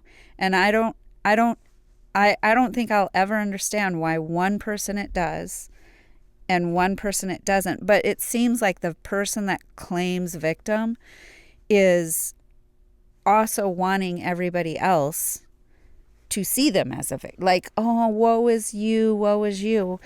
And I'm like, no, I'm not going to do that because you made that choice. You didn't make the choice to have those things done to you, but you've made the choice to live there. Being a victim nowadays is like, that's the new moral high ground. Right. Like, if I'm a victim, then I've got the moral high ground. So whatever I do or say is right and you're wrong. And you need to listen to me, feel sorry for me, give me all the things because of it. Yeah. And I really I struggle with that to the point where I just have no sympathy for him. And that's bad too, because I need to have sympathy for people, but that's the tendency. It's gone so far one way, you start to feel so far another way. Yeah. And that's what happens. And I agree. I had a big long talk, I think, with April about this. Honestly, yesterday. I think it was yesterday. I can't remember if it was yesterday or the day before. It doesn't matter. But we were talking about this, that people used to, I don't know, they used to, like, if you were suffering from something, you used to kind of suffer in silence a little bit. I don't know. Not that you got to do that, but I'm saying, I can't remember the word we were using. Now it's the thing is to put all of your trials, all of your challenges out there. Out for everybody to hear them. Yes. And like, I don't know, it's like, I kind of feel like we've gotten away from that kind of a stoic, I'm missing the word. I know what you're saying. So it's example. It's a dignity. Yeah. It's a dignity of like, hey, have some dignity about yourself. So when my dad died, okay, the one thing everybody says to you is, how are you doing? And I find myself doing that to people who's lost somebody too. How are you doing? How are you doing? And it's like, I'm fine. That, how do you answer that? For me, I would be like, and people don't know what to say. They don't know what to say. But what I'm saying, what you're feeling is let me project. Yeah. Let me project at you for a second here. What you're saying though is when they say that like that, it comes with the assumption that you are just suffering and wallowing and everything. Also today's people. So I'm 50. Today's, put that out to a 21-year-old. They're going to tell you all of their feelings, why they're feeling that, how it was yesterday, and my litter box has not been changed. Yeah, and you need to feel bad for me too. I mean, I feel maybe I'm wrong. I don't want to project off of a young kid, but that's what it feels like to me. Is like this whole society has become so emotionally on everything. Yeah. Everything's emotion, and we just can't live off of emotion. No, there's got to be a kind of a balance, I think, of emotion and rational thought or something. If you made every decision off your emotion, which some people do, holy cow, minute to minute, you would be, for sure, day to day, what you felt about this decision yesterday is going to be different today, for sure. Yeah, I've been listening to this book by Patrick Bet-David. The book came out, Choose Your Enemies Wisely. Anyway, he makes a point right in the beginning of this book about like two people that come and are trying to apply for a job. One of them is just totally logical, and one is just totally emotional. And this guy is so driven, but this guy is so logical and is structured about the plan, about how he wants to do this. But he's like, it's a balance between the two. He's saying, which one is better? Which one is better? Which guy should you be? And then he makes the point, basically this. You've got to have that balance of emotion and logic. If you're too emotional, you're swinging all, like just what you said. Anyway, that's funny. Well, which one would you have hired, right? You want that balance. You want that balance in the middle there. Sometimes, I don't know, that person who's logical, it's hard to bring out like here, like you need to have an emotional drive about this. Yes, and we want you invested in, and here's a different way of doing it, and here's why, and they get excited about that, right? Right. You want the excitement from your team. Because you can't, sometimes it's hard to stay the path if you're not, if you're just going by the plan, but you're not excited about it, you don't feel it. Right. You're not going to get there either. But if you're emotional, you're going to have that different. One day you're going to love it, and the next day you're going to hate it, and it has nothing to do with it. It has to do with all these other things that are going on in your life. Yeah, and you can't then stay to the plan because you're not organized. You're running off of emotional choices on everything. So yeah, and I don't know. I think like that's just the thing I see is like we just keep swinging. So we have a problem with this. So we're going to fix it for good, and we just fix it too hard, and we create these other problems instead of realizing that, hey, like okay, yeah, we probably had some people that probably weren't able to express their emotions very well. We had generations of those people. Yeah. So then what we did is we were like, oh, that's a problem. So Mm-hmm. everybody needs to be telling your feelings, and you know what? If you tell us what your problems are, you're strong. You're a hero. And so kids start to learn like, oh, that's how you get attention now? Yeah. Like this person is like, saying all this and this and this, and they're learning. Like that's where the attention is. Mm-hmm. So that's what they're doing. Yeah. And now it's gone so far the other way. Yeah. Where we're all going to be like, this is ridiculous. We got to get. And it's exhausting. Yeah, it is. It is 100% exhausting listening to somebody that's so emotional all the time. It's got to be emotional for them too. It's like, Yeah. yeah, life is Exhausting. exhausting. Yeah. You can't live. You just, I don't know. It's hard because you're right. There has to be a balance. But This is all just my perspective too, and that's not like I think there it's not has like to I be. have any of this figured out. I try to deploy it in my own life a little Right. bit. As I get older, I see these things. oh, we better. all get emotional over Yeah. things. Right. We all get heated. We all get emotional over things, but we don't. I just feel like I don't live there. Like I'm emotional. I come out of it. I'm like, well, that was kind of over dramatic there, Donna. Like, let's settle down and let's go at this again. So, and especially because here's the real thing, right? Those problems don't disappear because you've become over emotional about them and everybody's feeling for you and oh my gosh, we have to take care of this because you're so sad about it. Yeah. It doesn't disappear because somebody's like patting your shoulder. That's still there. Yeah. You still have to figure out how to deal with it. And you're not going to figure out how to deal with it if you're just full of emotion through the whole thing and the emotion is driving you. Or it might take care of it, but it won't be good. And typically, when you're wallowing in those things or not dealing with them, you are now adding weight to those around you. Right. So everybody's carrying you. And when you could be helping carry somebody else who's probably not as strong as you. Right. And really, if we're honest, when we get rid of those things, that emotional baggage, for a lack of a better word, right? If we get rid of that emotional baggage, then we can move on to bigger and better things in our life. They really are dragging you down when you think about all the emotion and time that you've spent into this problem of whatever it is. If you dust yourself off, get up and walk through it, you don't have to worry about all of that all the time.